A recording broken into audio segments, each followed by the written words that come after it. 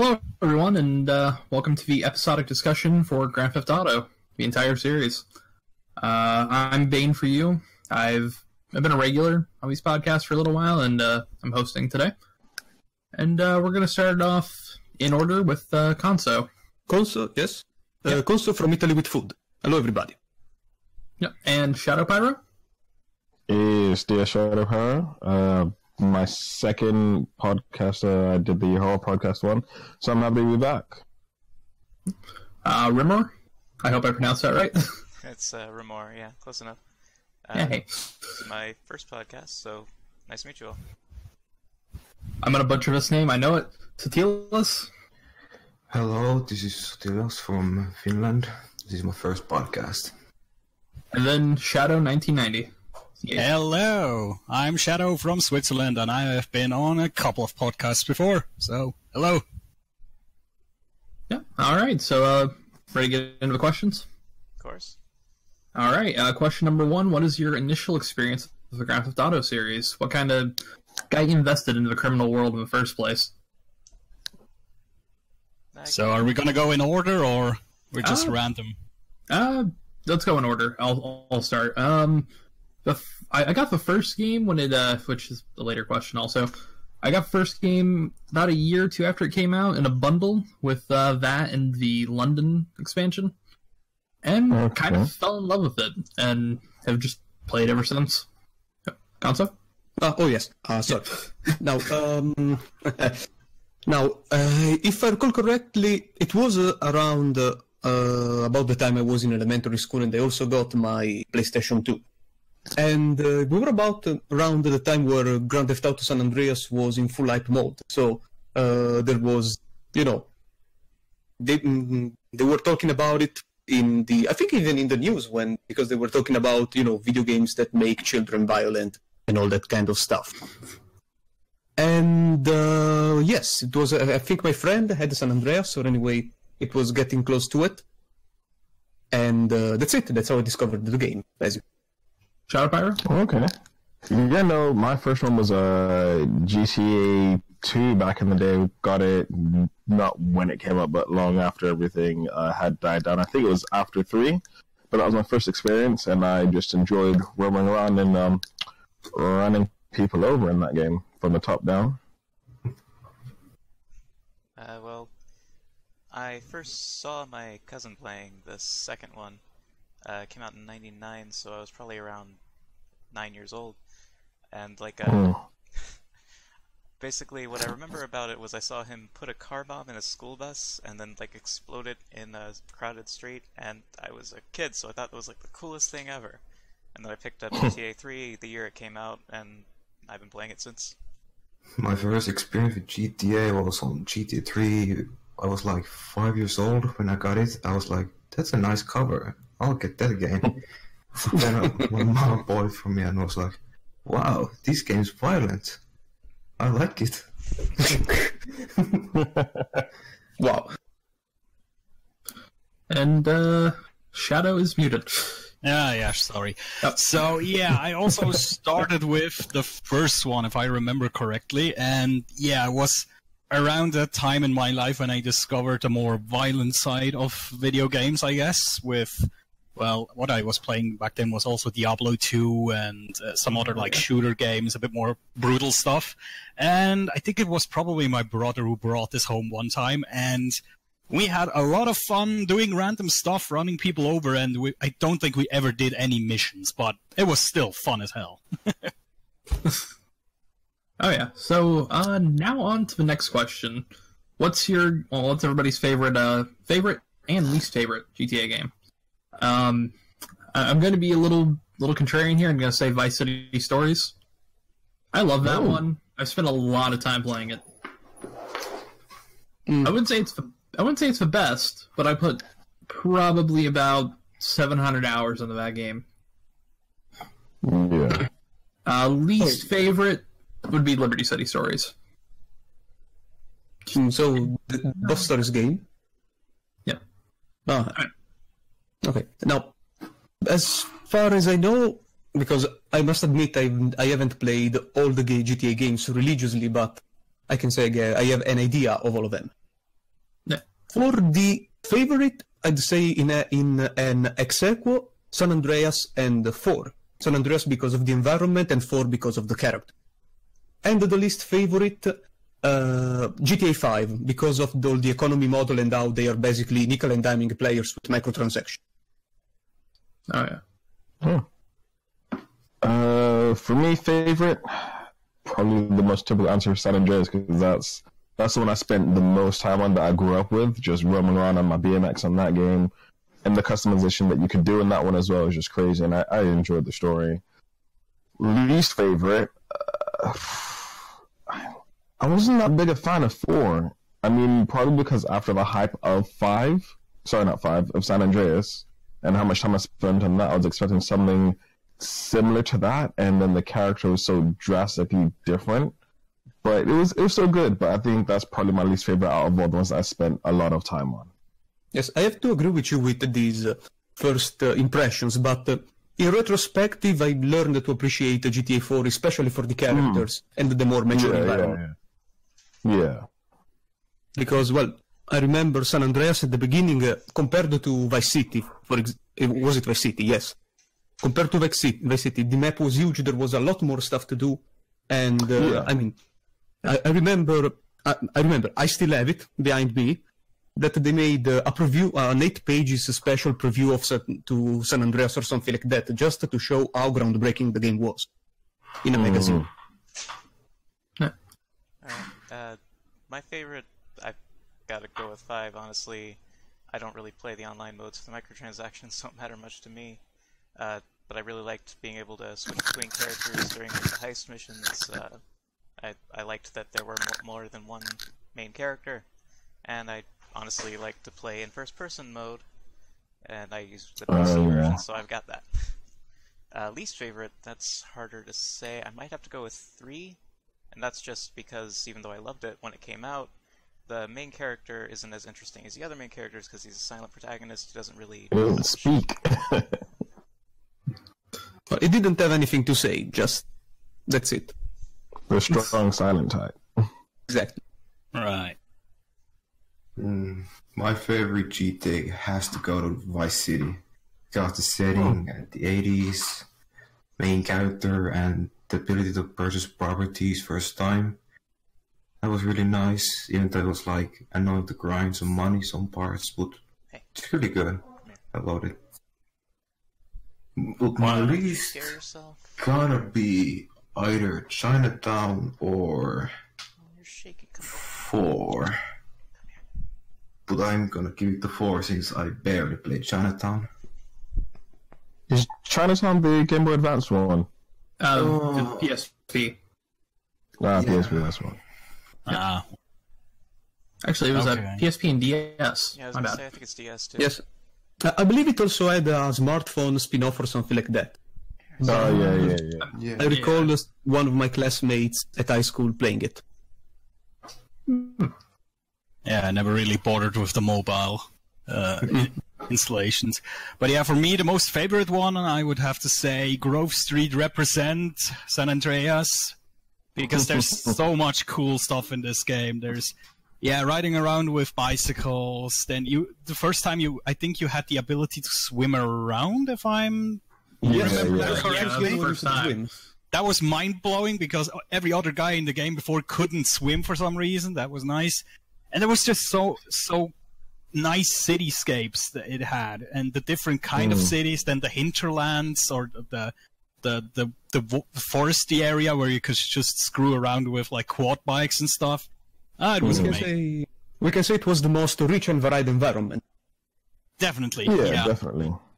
And for the least favorite one, I probably also would have to go with GTA 4. I think, I don't know, I just didn't really connect with the main character, and also his stupid cousin. What was his name? Roman? Roman. Oh, Roman. Don't you want to go bowling? Nico was all right, but Roman was a pain in the ass. And if I remember correctly, that was also the first GTA where they introduced a bit more realistic driving physiques. Yes. And Yeah. and I remember I was always thrown out of the freaking car when I ran into a wall or something. That pissed me off. That's why you put your seatbelt I on. believe that if you waited for a while, the character actually fastened the seatbelt or something like that in for a simulation. Really? It's the same with the helmet. Yeah, if you wait like a Or second. maybe I am confusing it with the bike helmet. I don't want to say bull. That I might be think true. there's a seatbelt, but there definitely is the helmet. Somebody in Okay. the comment section will tell us. Okay, that's the thing I'm 100% certain of. Yeah, but I never really bothered with that. I think I completed that GTA still, but wasn't just wasn't the coolest one for me. All right. So moving on to the third one. Grand Theft Auto has been known for its massive sprawling cities and updates over time through a series of different towns and all that. So which city in the games did you like or dislike over the course of time? Like what did you kind of like at first or didn't like at first but grew to either love or hate them? You know? For me, I would probably say the weakest city out of all of them in my mind is probably Grand Theft Auto 3's. That version of Liberty City is, admittedly, it's impressive for the time, but it is very weak compared to even later games, just about a year or two after with Vice City. Vice City of course. was massive. But yeah. Technical limitations were technical limitations. Oh yeah. And for a company that was reinventing the wheel at the time when it came to 3D, it was pretty impressive. I grew to kind of fall in love with Liberty City in I think it was GTA 4. Yeah, GTA 4. It was really nice there. There's still things I've driven through and haven't found. Yeah, I'll move the question on. Now, I don't really have a least favorite city because once again we need to keep in mind the environment, the context, or the context of the game, the technical limitation, etc. But without a doubt, the San Andreas environment was the most impressive, as I said, because of the varied locations and the stuff to see and to do. We are talking gameplay wise, but in San Andreas there was always an interesting place somewhere. Definitely. I don't know. It's kind of tricky because playing through 3, which to be fair, I only ever got to the second island. It was quite nice, but it was small. And I think even Vice City, is a smaller overall map than 3. My favorite one is probably not Vice City, 4, because of its likeness to the city it's based on. But I'm also torn with the Los Santos area in 5 because it actually looks really nice. It's got everything that you want. It's got the nice parts, like from the Hollywood-esque parts to the South Side parts of it as well. So I think it's torn between 4 and 5 for me, but I'm leaning more towards 4 because of just the variety that you had within the city itself. I think the third island has the best part for me, like a small part of it that just looks so old school residential, more like a Boston area. So I'm gonna go with 4. Least favorite 3 because it all just felt very bland and gray everywhere. Well, I have a soft spot for Vice City because I was raised in Florida, which is where Vice City takes place. It's supposed to be in Miami. But I'd probably have to go with San Andreas, either in the actual San Andreas or in 5, just because it felt more like a real city. I mean, they progressed with their programming and everything. It felt like you were actually in a city, as opposed to Vice City, which was more, people would jump into your car if you were driving close enough to the sidewalk. Okay. Don't really have a least favorite, so... Yeah, least favorite is kind of hard to pick when it's coming to the maps because when you get the new game, it's always nice, yeah. My favorite city gotta be either Vice City. Yeah, Vice City is my favorite one since I love the 80s setting and Miami is one of my favorite cities. And least favorite, I have to give it to 5. Because half of the map is just empty wasteland. And Yeah. and another half is just a city. I hate to make the joke, but that's California. Wow. Yeah, but I mean, within the game, there's a lot of empty space. They were saying, "Oh, the map is so big, and it is." But a lot of it is just space that is not used productively. Yeah. I can agree with that. No, definitely. Yeah. Oh, go ahead. Well, for, I think, least favorite, yeah, it's really hard to pick. If I had to look back on all the cities, I would probably have to go with GTA 3. The thing is, I cannot even remember the ones from GTA 1 and 2. So, they're They definitely the don't least count. memorable. 1 and 2 don't Yeah. count. Okay, I love that's them. good. They don't really count for that. All right, that's good. So I'll go with 3, and for the most favorite part, I'd say San Andreas, but specifically the San Fierro part, which is the second city, which is San Francisco. Yeah. There's so much cool stuff. There's like these really height differences on the streets where it goes very steep uphill, and you could really jump in the city. That was really fun. And then there's the airport next to it, and down to the south is the huge mountain where you could go on top and then grab yourself a bicycle and then race downhill. And to the top was, I think, the Golden Gate Bridge or something like that. It was Whatever it was their called. version. Yeah. But yeah, it had just so much cool stuff around there. So that was definitely most favorite for me. All right. Now on to the next one. Have any of you played the PlayStation 1 Grand Theft Auto games with a top-down perspective? Then I might include Chinatown Wars in this too. And what's your opinion on those games, the camera angle of top-down instead of, like, basically behind the character? Personally, I like them for what they are, and I feel like they inspired a lot of other games, including stuff like Retro City Rampage recently. And if it wasn't for them, we wouldn't have what we have now, so I do think that they are important, but they're really hard to get back into, especially having played the other Grand Theft Auto games. Yes, I agree with that. I didn't play the PlayStation 1 games in particular, but I played the PC version of them. So yes, they compared to the 3D and HD games, they are absolutely like completely different, because even the missions, aside from the fact that you are dropped inside the city without any clue on what to do, you have to get to the public telephones to get to the mission. And then, yes, it's a whole different planet compared to the 3D games.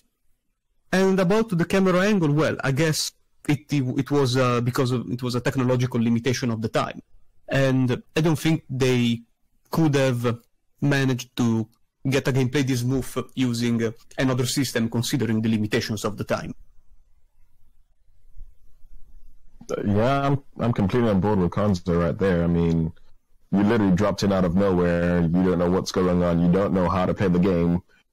No instructions or anything, and then you hear a phone ringing and you do your job. So I really loved the first 2 games for that. It was just you go around and you eventually get, I shoot things. One thing that I didn't like was the fact you had to complete the level to get the code to be able to start from the second level. But apart from that, I mean, like Konzo said, without those games, you wouldn't have your 3, 4, 5 in San Andreas and Vice City and stuff like that. So, like, as for the angle, that's absolutely fine. I mean, a lot of the games back in the day were top-down or asymmetric. So, for that game, and the reasoning for it was the fact it was meant to be a news helicopter following you around, or at least that's the reason they gave after. So, it's a nice aspect for that. Yeah, I played both of the first 2. I enjoyed them. I mean, I like the newer games a lot better. I like the perspective of third person, especially first person, as I mentioned before, a lot better. Although I think it was interesting, as you were saying, it's supposed to be like a news helicopter following you around, but the reason that they have that perspective in general is because it was originally supposed to be a racing game that they turned into Grand Theft Auto. Yeah. But Were they cops and robbers? I think that might have been the case. I don't really remember off the top of my I head. think the title was Race and Chase. Yeah. Something like that, and the cops kept on ramming the cars. Yes, how it was born, you mean? What was that?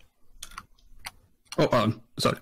Yes, I believe it was originally a racing game, but since cops rounded the player instead of trying to trap them, it became Grand Theft Auto. It was Race and Chase. I found an article about it really fast. Yes, I recall the title being something like that. Anyway, it's I like it for what it is, but it doesn't really compare to the newer games. But yeah, it gave it a base to work off of, and now the newer games exist, so I'm glad they're around. Yeah. Happy glitches.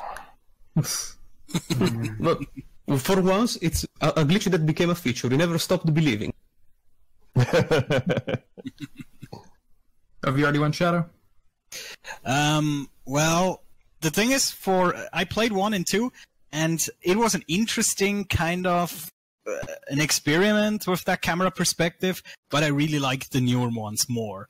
And there's also like another aspect to the camera perspective for the first 2 ones. And it is that in the GTA 1 and 2, you don't have one main character you can choose when you start the game. So it's like 5. Yeah. But in 5, everyone had a story that ties them into the whole thing. And I think in the first 2 installments of the game, it didn't really matter which one you chose. Yeah, there was nothing really bonus to him. It was just Claude, though. Besides, so I did hear about that. It's like the camera perspective is so distant from the character because you're as distant from them as well, because you don't really care too much about the character, so to speak. But that changed in 3, of course. Also, fun fact, in the German version of the game, you can only pick the male characters. They completely censored the female ones for some reason. I don't know why, but they did. Germany censorship has always been fun. Oh, yeah. And besides, a thing that I remembered from Grand Theft Auto 3 is that you could set the view to be top-down for the veterans of classic games that felt confused with the new approach. That's true, yeah. I can see the world in first person, and I'm confused by this. Yeah, I tried first person view. That's not really the way I play this game, but I think it's a nice addition, actually. Yeah, I think the great things that are really about Grand Theft, like the legacy games, is that their legacy, without them, as we've all said, we wouldn't have what we have now. And there's so much foundation, one from the glitch, which created the game effectively, and the concept of keeping all the gangs happy so you can continue to do their missions. Because without those, you run out of ways to make money, and that led into more story-based for 3, and getting 2 telephones turned into meeting up with people to get jobs and go further with the story. So there's a lot of things from those games that helped create 3. Definitely, there's so much emphasis on 1 and 2, and even like London as well, that helped create 3. So without them, we would definitely not have the games that we have now, including all the other things that we'll talk about later in the podcast. Absolutely, yeah. Oh, yeah. I forgot to mention the London expansions. Oh, yeah, right. Yep, those were pretty Never great. played them. They were okay, yeah. I played it for like 20 minutes at my friend's house, so I don't remember much apart, except it had Oxford Street, which is nothing like actual Oxford Street. Also, the weird thing is, apparently the London expansions are completely unplayable on modern PC. Really? Yep. Just heard about that. I guess it could be because of processor speed or something like that. Back then, programming was very weird. Yeah. I know with like a Fallout 1 and 2, if your processing speed's too high, you'll die of like old age pretty quickly or something like that. Oh, wow. Yeah, like it's just like that's on the years go by clock. in seconds or something. I personally experienced that with Carmageddon, but I think that's for another. But can it play Crisis? Probably. Alright, so, what's your guys' favorite and least favorite GTA protagonist? I'm gonna go with Nico. It's my favorite. Yeah, same. And this one's more on how they kind of did him after the events of it, but Johnny Klebitz, least favorite. Who's Who's that? Because He's from Lost and Damned, right? yep. The guy at the beginning of 5. Yeah, well, without spoiling too much, what they did to him kind of made me dislike him a lot. So yeah, not gonna spoil that. I don't really dislike the protagonist, but for sure my favorite is Nico, as you said, because of the character itself. You know, kind of like it didn't felt unidimensional or bidimensional like other characters, but more of a person than a character. Yeah. I don't know. Like I liked a lot of them. CJ was cool, but he felt a bit stereotypical of the whole '90s I'm in the hood kind of character. But he was a funny guy, especially when he's doing things that you wouldn't think a gangster would do. But I think my favorite's probably and I can't even remember the main guy in 5, Tony. Is his name Tony? No. Michael. Trevor? Michael, probably. I think it's Michael. The Because it's rich not guy. Franklin. Yeah, the rich guy. Yeah, that's Michael. Yeah, Michael. I like him because he is that guy that gave up the job, and whilst that story's been told in so many different ways, because he's got Franklin and the other dude there, it's a really nice dynamic with having the crazy dude and the new guy, and it's like, he treats Franklin like his son because his son is effectively worthless to him, and I really like him. As for least favorite, for outside of like gaming reasons, it's Claude, because I hate the silent protagonist. I like when people talk and you can interact with them. So it's probably going to be him or Nico, and I think it's just off of the high that I had from playing San Andreas. Anything that came directly after that was just like, nah, I'm not a fan of this. But Nico is nice, but it's either him or Claude that are going to be my favorite. Least favorite, rather, sorry. My favorite is it's a toss-up between CJ and Nico for similar reasons. I find them both very sympathetic. Neither of them wants to be doing the crime that they're forced to do in their stories. They want to be legit, but they get forced into doing what they do. And I kind of like that sort of story. My least favorite is probably Tommy Vercetti for the opposite reason. He's not very sympathetic at all. He's just kind of a jackass, and I don't care for that much. He's amusing. He says some interesting things, but as a person, he's kind of a dirtbag. He's definitely a dirtbag. Yes. He literally has no nice guy redeeming qualities. He's an excellent character, but definitely absolute dirtbag. Yeah. Yep. My favorite character, sadly, has to go to Tommy because I like him because he's basically Tony Montana. You like him for the very reason he dislikes. Yeah, but Tony Montana actually had redeeming qualities as a nice person, though. Yeah, Yeah, at the beginning. Tony, Well, I mean, I was just saying, Tony had he had issues with harming innocents. I'm pretty sure Tommy didn't give a shit. Nah, he definitely didn't. well, to be fair, Definitely did Tommy's that. played by us, and we can be as nice or as total dicks as we want I to be. mean, that's true, but Tony, There's that, but also your missions. Come on now, the things that he says that we don't control. He's a dick. Yeah, okay, fair point. But we're compounding the dick into him also. That is the worst. Channeling the dick. That's as I said that in my head, I'm like, hang on. What am I saying right now? I'm gonna say it anyways. Yeah, But I mean, we basically just add more dick onto him, Yeah. effectively Yes. doubling the dick. That sounded so much better now. Not at all. Compound doubling the. But yeah, sorry about that. Continue. my least favorite gotta go to Claude because he has no character at all. Enough said. Well. And that's more than Claude ever said, so that's nice. Yeah, actually, yes. Least favorite, it almost pains me, but I have to say Nico. Maybe it's because Roman tainted that experience so much for me. They always wanted to go play bowling or some shit. I don't know, but Yeah, Set I the didn't phone mention on it. mute, Nico. Come on. And most favorite is hands down Trevor, because when I play GTA, I want to go around and blow shit up, and Trevor is just chaos incarnate. It's beautiful. Trevor's the embodiment of the player. Yes, absolutely, and that's why I love him. He's like crazy, drugged up redneck with guns, and that's exactly what I want to do in GTA. My favorite thing about Trevor is when you're Franklin and you're driving him from the outback to the city, and he's talking about this little girl or whatever who wanted to grow up and be a pilot, and you just know he's talking about himself. And then when Yes. Franklin says it, he's like, "No, shut up! It wasn't about me."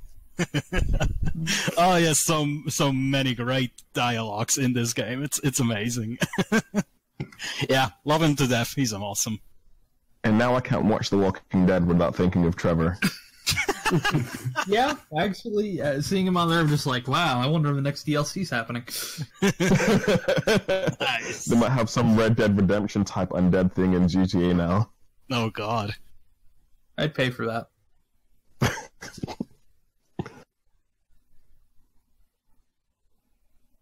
But yeah, Okay, that's so- pretty much it. All right, so to the next one. What is your favorite and least favorite GTA mission? This is tough. So many. I'd have to probably say my favorite mission would be I think is it the deal finale in GTA 4? Because it ends everything really, really well, and getting to kill a couple certain people was worth it. And the least favorite GTA mission. You got to catch the train, CJ. Yeah, That was so yeah, clear. first few times we're just like, fuck this, quit for a little while. Yeah, so let's go on down the line. So now, for the most favorite, once again, I don't remember because, well, aside from the fact I've played them a while ago also, they usually keep a certain standard.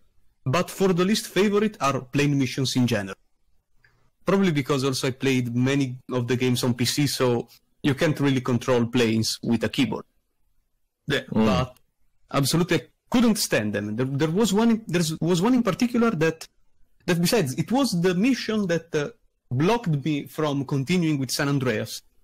And I was already in Las Venturas or something like that. It's the mission where you need to get the shitty plane and align yourself with the big plane and fly flying the ring it. at a certain height, facing in a certain direction. Well, that was too much, even for me.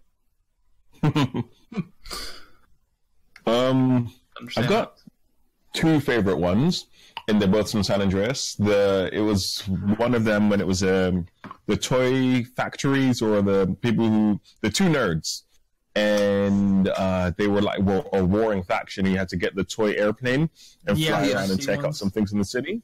Yeah, the RC ones. I just love those because no matter what, I'm always a big kid, so that was nice to play with toys in a video game. And the end mission of 5, when the city's just gone crazy, it's doing the whole looting thing, and you have to catch what's his face, the Officer Penny. Yeah, Officer Tenpenny. That's the one. You have to catch him. I really enjoyed that one. Least favorite. I hate anything with flying in any game, and I hate protecting missions. So any of those in any GTA game, they're my least favorite. I can understand that. Oh yeah, escort mission, yes.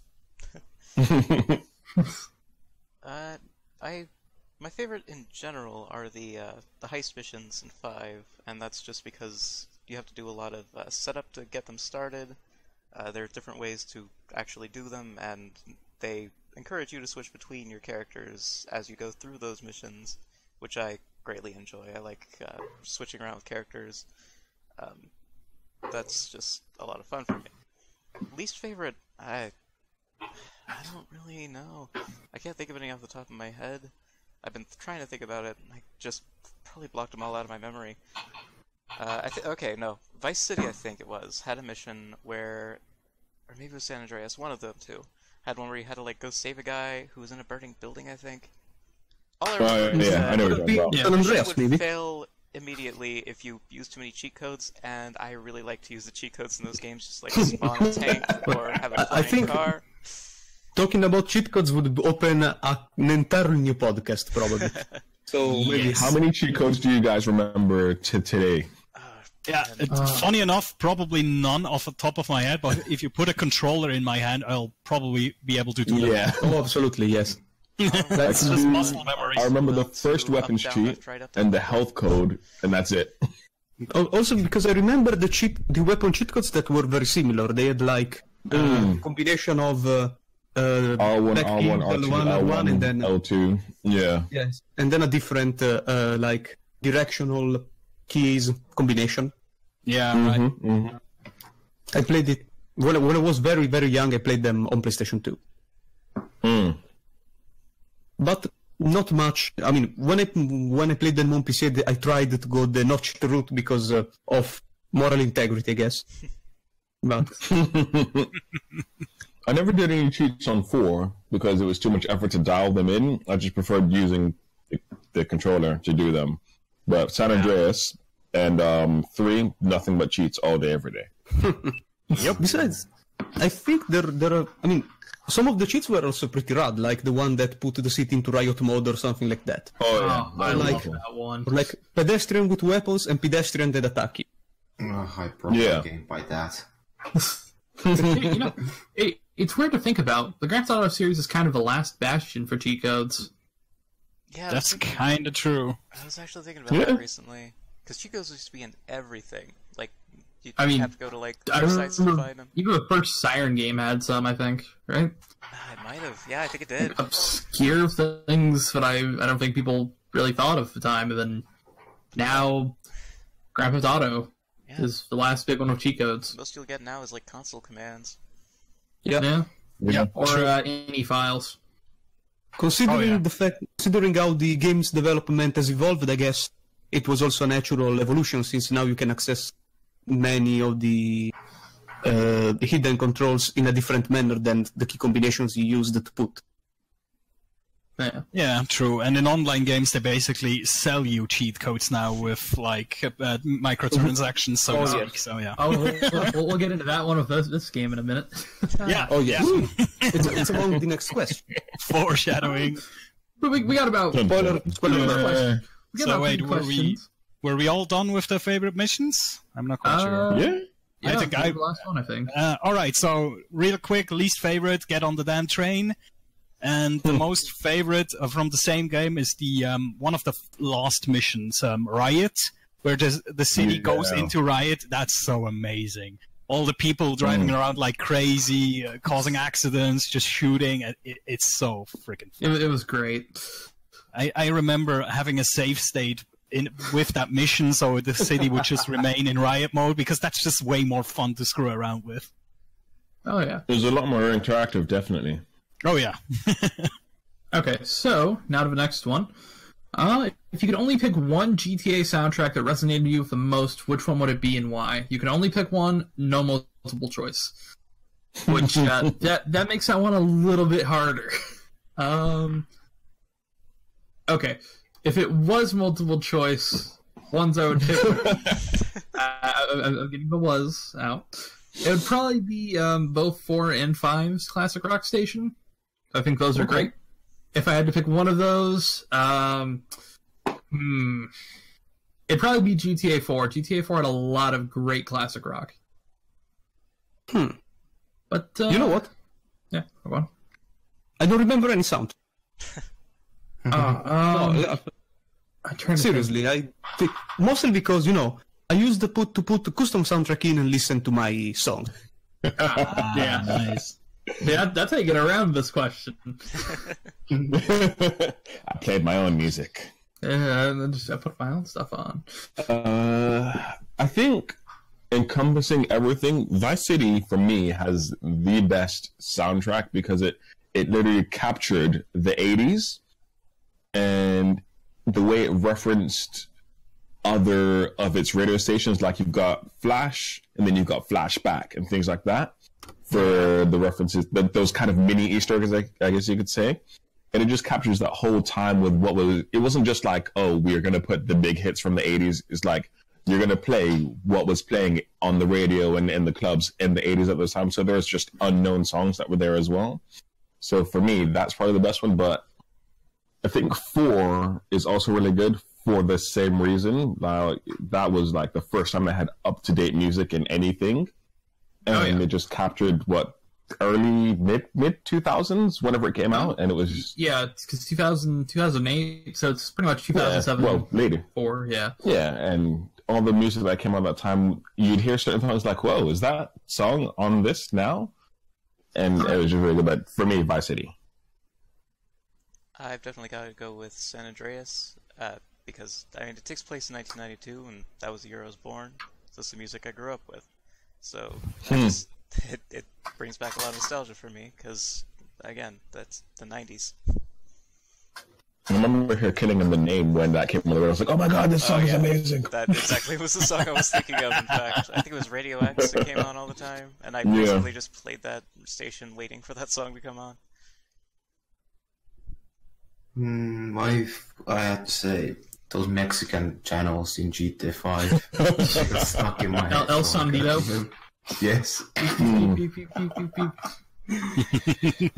They're stuck in me forever, so gotta give me that.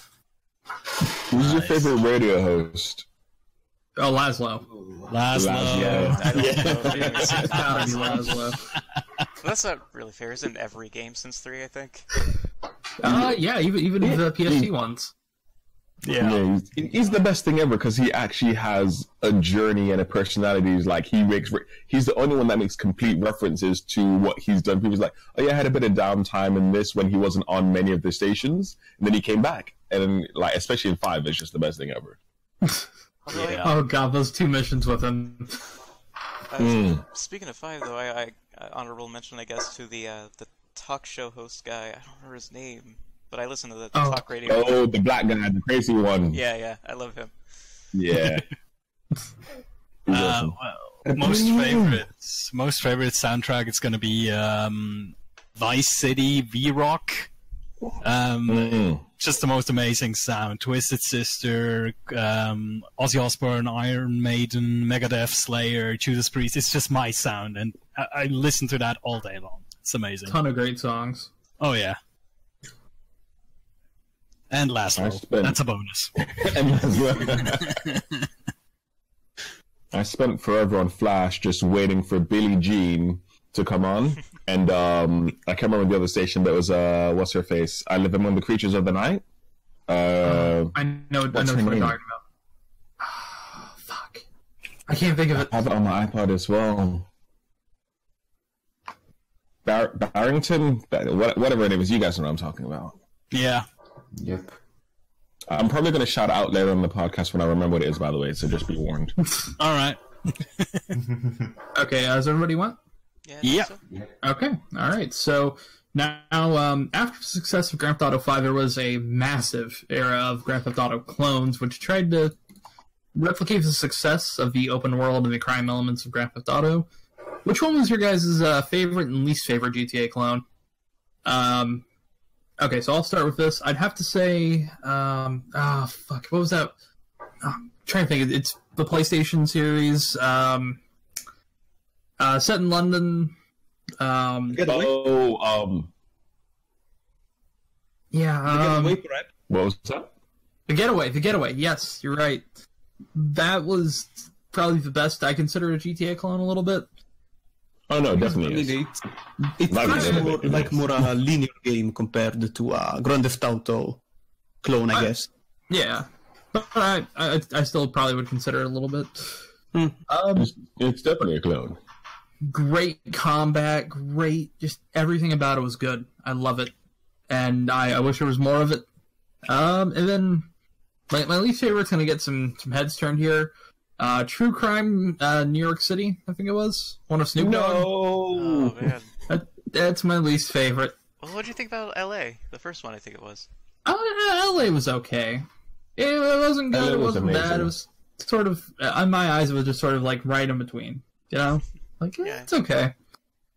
I can't I can't remember. Did it have like some sort of weird like demon subplot? Kinda, yeah. I think it had a mysticism thing purely because of the main character, but I don't think it was anything in depth. I think it was just because he's an Asian guy. Let's throw it in there. I couldn't remember if I was drunk trying to like I was playing that game and I was trying to remember. No, that game was weird. So, to me, at least of the ones I played, of course, my favorite is the Godfather game. That because I mean, I have a soft spot a bit for the place. I am of Italian descent, so there is also a bit of national. No, I'm not of national of Italian descent. I'm a fucking Italian, so there's a bit of national pride involved. And I like the idea of getting the protection money. That you just went in there, beat up people, and try to convince them to pay you. Was that the one that was set in New York? Yes, it was set in New York. Yeah, Godfather. And you can create your character, right? Yeah, you created your character. Yes, you had your own character.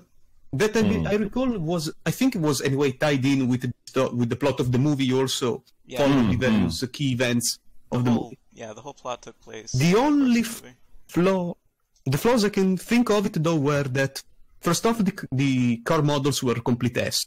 They were terrible. I'm not joking. And the environments were repetitive.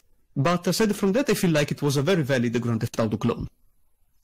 As far as the least favorite, I don't recall any others, at least not on the top of my head right now. Favorite one that came out in... Is this like more recent or just overall? Just overall. There's a couple of favorites so far would be True Crime Streets of LA, because it just reminded me of Martial Law with Sammo Hung. Oh, yeah. So I love that TV show. So that game was like, this is amazing. I liked, for the getaway, just the way you had the turn signals, the indicators, like how you got around and everything. Oh, yes. My friend actually learned his way around London because of that game. Yes, I read that. I read that it was a very realistic representation of London. Yeah, like 70-80% of that game is literally point for point London. All right, especially when you got to Central London areas, it's really good. But overall favorite right now, Sleeping Dogs. That game, like when they announced it when it's True Crime Streets of Hong Kong, and then it got cancelled, I was upset. But that one right now, definitely favorite. Yeah, least favorite.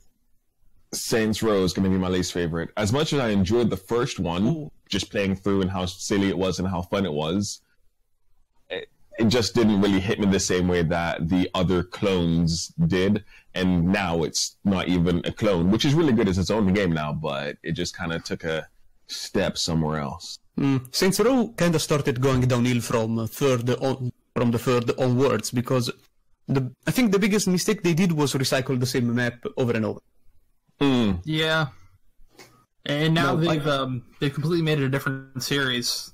Yes, but so far it looks like a disaster. You mean Agents of Mayhem? It flopped. It flopped hard. Absolutely. Well, Agents of Mayhem is a completely different game, though. I mean, I think it's unfair to say it's a flop, because that game, there's a lot of good things about it. There's a lot of things that are just like, but it is copying things like Overwatch quite a bit. I would say more like Crackdown. Yeah. I also hit Crackdown. Like, that's a terrible game. Crackdown. It's just the second one I can see. Painful. The second one. To be fair, the second one's that I did play. That's the one I played. Okay, yeah, you should play the first one. It's that good, yeah. It's pretty great. It was just for worse because it kind of just so it took its sweet time with getting everything into it. Okay. I might. Most likely I won't, though. Yeah. I was hoping no one was going to say Sleeping Dogs before I got to it, but then they did. So yeah, I was hoping the same thing. My bad. I'm sorry. Definitely Sleeping Dogs. That was... honestly, I like Sleeping Dogs better than I like any of the Grand Theft Auto games. So... but yeah, it's a great game. I love both the driving, the shooting, and the martial arts in it. Everything is just really solid. It's just a really great game. My problem with Sleeping Dogs is the driving, though. It is literally ass. You have to learn how to drive in that game to be able to drive effectively in that game. I get that. Yeah, I did learn to drive. I mean, it took me a little bit extra longer to drive because I'm in the U.S. and it's Hong Kong, so you got to drive on the left side of the road, which I'm not used to. So that took a little bit of getting used to. But my favorite thing about driving was that you could actually jump out of your car onto someone else's car, and that was a lot of fun. Yeah. Combat's the best thing in that game, even though it is literally a Arkham clone fighting system. But it does it well. It does it damn well, and I love it every moment. I gotta say, I love my favorite clone gotta be Mafia 2, since I love the story. It's pretty good. Yeah, the story was amazing. The characters, the setting, just amazing. But my least gotta be True Crime New York. It's fucking shit. Well, for least favorite, I don't think I have something on least favorite because all the GTA clones that I played were awesome. So Yeah, I don't really that's have why something. that's why I didn't have a least favorite either. I mean, if it's an open world game, which GTA clones are, I like it. To be fair, back then when GTA 1, what was it, 2 or 3 was out, I also bought a game called Driver, and I expected it to be the same thing, and it wasn't, so I was disappointed in that. So maybe that counts. Same thing happened to me. Yeah. I was like, oh yeah, wait. No. There's only Did you ever one play mission Driver 3? where you get out of the car. Yeah, I was gonna say, like, the first 2 drivers were pretty good. They're Driver terrible. 3 was Oh, not. God. Driver 1 and 2 are fine games. People want San to Francisco they're was good. Great. Yeah, they were just not what I expected, to be fair. Yeah. But I was a little kid, Right, so I had everyone's no so- idea what I was buying then. So, yeah. Most favorite, but yeah, I also would say Sleeping Dogs, technically, because it's just an amazing environment, and the fact that you just getting a handgun or just a firearm is very difficult, so you have to go around with martial arts and melee weapons at the beginning of the game. That's pretty interesting. The soundtrack was pretty cool, and just the environment itself. But I thought of something else, and you have to tell me if that is counted as a GTA clone. Just Cause? Is that a GTA clone? Could you say that? There's aspects, but I think that's just an open world game. Yeah, I wouldn't say it's a Yeah, GTA probably. Okay, so I'm gonna go with Saints Row 3 then. I just love how Saints Row went crazier and crazier with every instance, and GTA got realistic and more realistic. They got it in completely different directions, and I love it. I love both of them, but Saints Row was just over the top for me, and that was so fun. I also do love Saints Row. I gotta say, Saints Row 4 is probably the best superhero game that's ever been made. Yes, I've heard that. I've got it. I just can't be bothered to play it. It's like I'm on my Xbox and it was free. I got it and I'm just like, it's not that exciting for me. It just. I love it. I love it. It's so amazing. The biggest flaw of Saints Row 4 was probably recycling the city, because you have that constant sense of being there, done that. Yeah, The thing is, for me, that's not a big problem because I started on Saints Row 3. So I haven't seen the city for too much. So for me, it was okay. my complaint with Saints Row 4 in general is, I mean, it does feel very much like an expansion pack with 3, which I think it was originally, and also... Yeah, it's supposed to be DLC. Yes, it started as a DLC and then it evolved. They went full retard, basically. They made a whole thing of their own. Yes. Yeah. And that's amazing Never that they go did that. full retard. I love it. They also give you some really cool vehicles, but I've never felt the need, like, even the desire to use one because I can just run really fast and jump really high. Oh, so it's 4, you don't need vehicles. Yeah. Yeah, true. Also, you have some amazing weapons. What was it? The Penetrator, or what was it called? Yes, Yeah, the it was penetrator. The Well, Penetrator's- unless Isn't you there a were... dubstep gun? the dubstep gun was Unless a you lot were... of fun. Yeah, the dubstep gun was the most amazing thing. I think I ran around with that gun for the whole game. My favorite weapon, though, was no weapon. I just liked punching things, like, way off into the distance. Yeah, that's also fun. All right. I mean, the thing is, uh, for Saints Row, if you live in Germany as well, you got a lot of things missing from that game. Just saying. Oh, I mean, yeah. there's whole mission types you're missing. That's crazy to me. But You yeah, know what was the best Saints Row mission ever? Septic Avenger from Saints Row 2. Oh yeah, that and the fake cop TV show. Oh, also that. Saints Yeah. Row 2 is probably the best side mission. It's in my mind it's the best one. I mean, Yes, I mean, 3 and it's 4 are coming okay, but that- like 2 was just perfect. Because it was still a GTA clone, but better than the first Saints Row. Exactly. And they weren't full retard yet. Oh yeah, that'd be the next game. Oh, But, wait, I forgot something. Watch Dogs. Sorry, I have Watch Dogs has a personal soft spot in my heart for GTA clones. Watch I've Dogs. never played it, but I there's heard a lot of Aiden is concepts. terrible. But by the way, did not show anything. If this is going up today on the 12th, there's still a way you can get it for free on Uplay. Just saying. Oh, I got that for free like a couple months ago. Oh, the thing is, it was my first Let's Play on YouTube, so it has a soft spot in my heart. All right. That's fair enough. I got the Watch Dogs for free on my Xbox in anticipation for Watch Dogs 2. Have not touched Watch Dogs at all because I don't know if I can be bothered to go through what I've only ever heard to be just terrible and a boring lead character. It's okay. It's not Yeah, as it's bad as okay. people are saying it is. It's just okay. And the main character, he's a bit stereotypically bland, I guess. Isn't he like Batman without the coolness? Yeah, kinda. He's like a badass vigilante without being really that badass. And, yeah, Let's, but it's fine. It's fine. Before we do continue, though, Conso has something to say. Yes, I'm leaving in for about 20 minutes because family is calling me, and I hope to be back in time for the end of the podcast. Otherwise, I guess I should advertise myself right here and now. Okay, on YouTube, Conso's Video Games Perspectives, and that's it. I no longer use Twitter, but I have a WordPress blog, and you will find the link in the channel. Be back soon. All right. There just comes out. Okay, let's continue with the next question.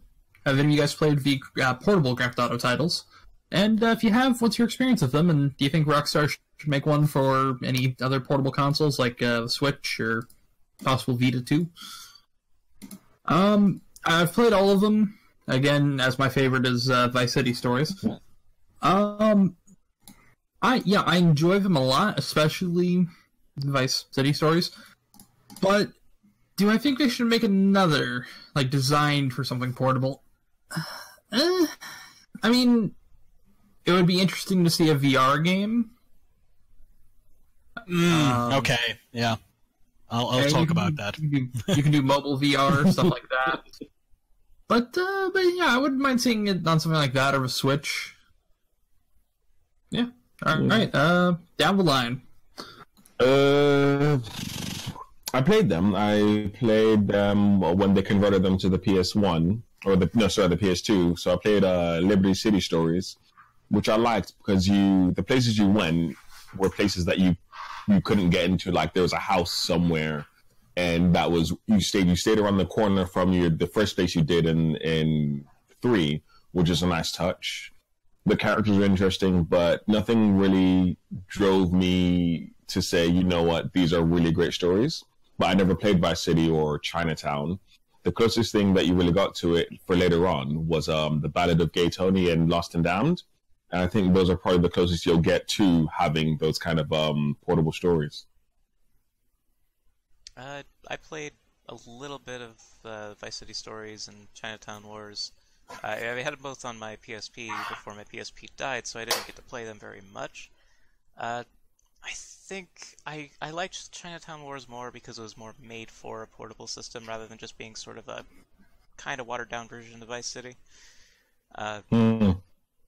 I think that if they want to make stuff for the 3DS or something, that might be cool if they use the touch controls like they did a little bit for Chinatown Wars, but I didn't really get to use those because I was playing on a PSP. Other than that, no, I don't really care if they make any portable games. They should keep making the mainline games for PC and consoles, and I'm happy with that. Yeah. If you count those Vice City Stories and Liberty Stories on PS2, since those were on PSP, since I've played the PS2 versions, So I only played those, and like 10 minutes of Jonathan. Didn't really like it. And this was just morely focused on the console version, in my opinion. Also, I have to go now since I had some unexpected things to do. So my Twitter is friendliest Sotiros. You'll find it there. So I'll catch you guys later. All right. See ya. Have a good one. All right, mobile games for GTA. Nah, never played them. For me, GTA never was a game I wanted to play, like mobile on the move. Because when I want to play something mobile, it has to be something I can pick up, play for 5 minutes, and then just leave it there. And GTA never struck me as a game that really gels with that, so to speak. I don't know. It's weird. I can understand that.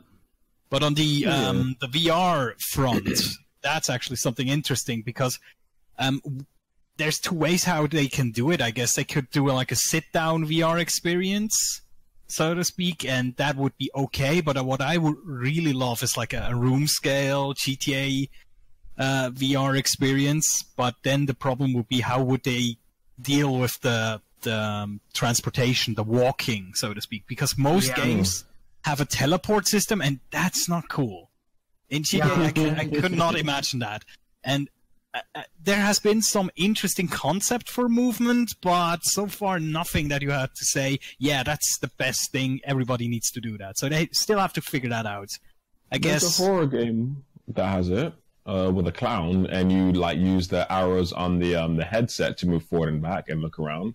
So they could look into something like that. Yeah, maybe. There's also some systems that use like they track your controllers, and then you pretend like you're walking, and based on that you move, and that works as well. But it's just it's everything is a bit it's still work in progress.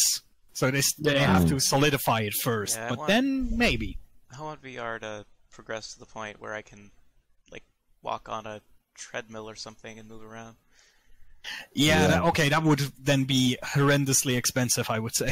Probably, but that's what I want. I mean, VR is expensive as it is. So. I don't have one. I'm poor. But that's what he wants, so it'll happen. Okay. I also want that, but I want it cheap as well, and that makes it difficult. All right. So, moving on to the next question. What are your thoughts on Grand Theft Auto's online functionality? And in here it says from GTA 4 to 5, but I'm going to include San Andreas Online, like MTA, stuff like that. Okay. Have you guys played anything like going back through MTA or GTA 4 or 5's online? I have experience with pretty much all forms of GTA Online. MTA DayZ was the only thing I could play DayZ-wise for about a year and a half. But I would say back then it was really intriguing seeing them kind of mesh together multiplayer from a game that was only designed for split-screen co-op. Or same-screen co-op, I think it was, actually. Yeah. But they meshed together code and got everything working, and that was impressive. And then I spent a lot of time playing Grand Theft Auto 4's online. In fact, if I can ever get my friends together to play it again, I'll record some footage of it. There was this thing we did called bowling, which was setting somebody down on the end of a highway, jumping off a ramp, and trying to hit them with a car. There were so many little things that game had where everybody was just making their own fun. So it was the only time in GTA that you wanted to go bowling? Yeah. I swear, if Roman would at least win trophies and money, I would have gone bowling. Nico, come, we go car bowling now. Yes. I think there's a lot of intriguing little things with Grand Theft Auto 4's online that, have you ever, there's a little spot where you can clip into the, take a car and clip into the little swing sets and go flying? Oh, yeah, in the parking lot. I think it's in the Manhattan area in the central city. Yeah, I think it's Manhattan area. And it just, sitting in your car flying across the other island and having to drive all the way back in the clunker. Stuff like that was fun, and everybody made their own fun with it. Yeah. But Grand Theft Auto 5, at first it was really fun, and then everything started to get a lot more expensive. Oof. Yeah, it was expensive in 5. I think but not as expensive as like, hey, let's pay $8 million for a car that will get bested by the next update. Yeah, the influx in price, the inflation rather, like for everything in GTA is just high. Considering how you start the game, you can just about buy a house once you've completed that one mission 20,000 times that got patched where you couldn't replay it anymore. Yeah, I love that Violent mission. Duct. Like, yeah, that's the one, Violent Duct. So much money from that game. Gerald's cocaine mansion. Yes, and I think Martin had one where you kept killing the lawyer, and you had to take the package back to his house. That was a good one. Oh, I can't remember the name of that one for the life of me. But like it was 5, literally, like you said, when it first came out, when the online came up, after you managed to get online, after everyone just overloaded the service, it was fun. There were actually people on V, the video game board on 4chan, praying to Lamar, begging him to begging him to let him through. Yeah. But no, that was it was really good. It is now, but because not as much of my friends play it, or rather, as many of my friends play it, it's not as good. Like we would just stick on go play races, roaming around and like taking on the other people in the game. 4, I didn't have much time on. I played a little bit of it. I was annoyed because you didn't start with a car. You didn't have anything. You just had to go find a car when they would spawn and everything. It was nice. Yeah, you had to find the right place. But 5, it was just alive. You could do stuff in there. You buy your house and all that kind of stuff. It still felt like in-game with a bit less. I just want there to be a bit more like with the expansion packs. Hopefully, they like do a Vice City or a Liberty City, like a little island kind of thing there that takes you over there. You can catch a plane or try to fly there because, I mean, these places aren't going to be far in game world, or at least they shouldn't be. So I've been waiting for them to do something like that. Maybe they'll do it within the next game. I want them to. Actually, no, that's for later on. Never mind. DLC for 5. That's what I want. Actual good, not just mini updates. Same here. Although I wish the mini updates had more fun content that you can play somewhat solo. I just wish it had something new. Like the updates they have right now, just have a gun that's slightly different to the previous gun you've had since the beginning of the story, or have this slightly different car that does the same thing that this other car in your previous update did. Well, see, now they're focused on more like group job activities, like hey, sign up to be a part of like a car theft ring or a biker gang or a CEO. Yeah, you need stacks of money for that though, and I don't play the game enough for that. I honestly haven't done a lot with the online. Like I mentioned, I don't play a lot of stuff online because I've got like one friend I play games with. He's not that interested in GTA. That being said, I will sometimes walk around in GTA 5 online just because I can make my own character in that, and I like to do that. Mostly what I do there is go around playing petty criminal dress up and just buying clothes and making outfits. That being said, I think it was a Halloween last year or 2 years ago, they added a slasher mission, I think, game mode. Yeah. That was a lot of fun. I don't know if that's still in the game, but it should be a part of the game. It is. Okay, because I love that one. But it's not. You can't pick it. Well, let them do that, and I'll play it more. I was interested in the heists, and I tried to do some of those, but like I started in the middle of a heist, and I was too low level to do anything. I couldn't level up because I couldn't find groups to play with because everyone was too high level for me. And they kept kicking you out. Yeah, I was not having fun. I was dying right away. If they did keep me around, I would need to find like a group of people I could play with and level up with to do anything in the game, and that's hard.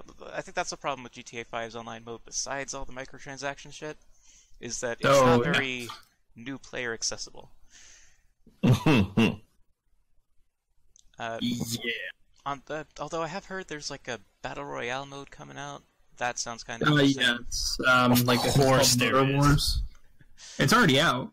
Everything needs that battle royale mode. Is there a mod that's a zombie apocalypse mod that's coming? That's they're bringing over from the PC, or it's already out. I'm not certain on that one. I know they have it, but I don't know if it's out yet or not, or if they're doing something with it. But there's definitely a mod that makes it changes the whole landscape of it. It's like it's all overgrown and fawny and everything, and like the NPCs are like zombie-esque and stuff. All right. So I only played online recently on GTA 5, actually, with some of the guys here, with Renegade, with Psychorender, and with Relox, if I remember correctly, and that was fun.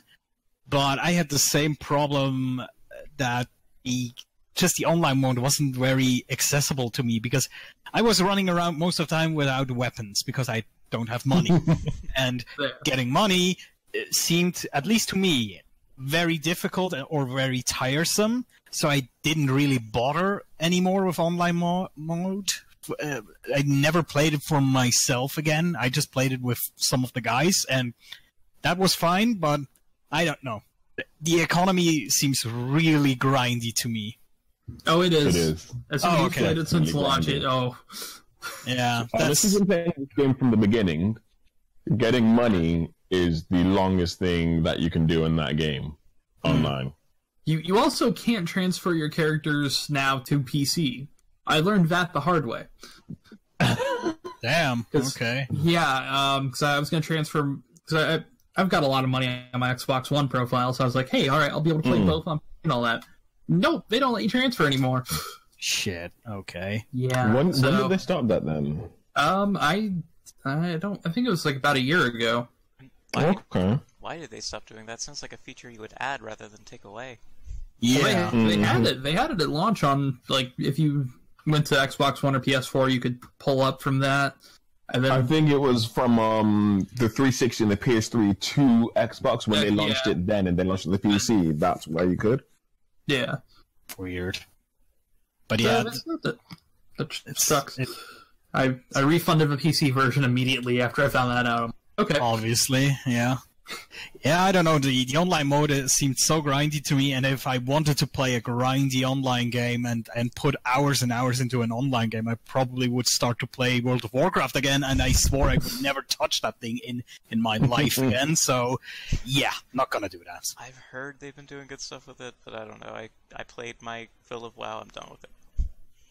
Yeah, same. I played it for like 6 years straight, and no, never again. Never again. Oh, I'm excited to see WoW Classic coming back. But, yeah, that's nice, but I just can't. It's like a disease to me now. I'd be interested if it were up to Burning Crusade, but I'm pretty sure it's just gonna be vanilla, so I'm not really that interested. Yeah, Burning Crusade was pretty good. Yeah. Okay, so we're going to. I'm gonna ask you what you guys' thoughts are on the future of Grand Theft Auto after 5. What do you want to see improved? What story elements do you want kind of brought back? What stuff do you want removed in GTA 6? For me, I like the concept of 3 protagonists. I want that back. It's interesting to have like 3 different characters who kind of flow through the narrative, and you can pick pretty much any time for a lot of things. I like that. I really want to see more of that. What I want removed is how Grand Theft Auto Online works now, which is to say, hey, do you want to grind 8 million, or do you want to put down shark 8 money? million is like $100. Take 2. Yeah, shark cards. And that 8 million is going to be gone so fast as well. Oh yeah, that's the worst part too. Like, you spend it so fast. It's $100 for $8 million.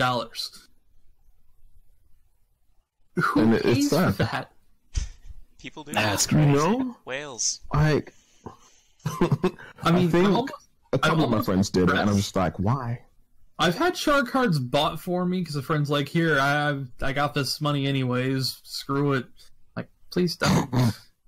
But yeah, I can't justify spending even like, even $20 for 1.5 million roughly. Oh, really fast. I'm going to reintroduce Konzo. Konzo's He's back. Yeah. Yeah, I'm back. Yep. So, what question were you on? Oh, well, we're on 11. I'm almost finished with my little bit here. Mm-hmm. But yeah, like, it's almost impressive how much money they've sold on shark cards alone. Oh yeah. It's also definitely. really fucking insidious too. Yeah. Well, it's not their fault that people are buying these cards. Yeah, but Indirectly, but not they theirs. know what they're doing. Yeah. But Definitely. but yeah, that's sort of the end of my spiel. I really hope the 3 protagonists concept comes back because I love it. It's great, and it works so well with GTA 5 that I can only imagine whatever they're going to do for GTA 6. It'll hopefully be impressive. But yeah, down the line. So, question 11, what you said. Yep. Yes. All right. So, my thoughts on the future of Grand Theft Auto after 5. Now, by now, judging from how successful the old Shark cards and GTA Online is, I see the single-player element of Grand Theft Auto increasing more and more, probably to the point we may witness an MMO Grand Theft Auto by 7.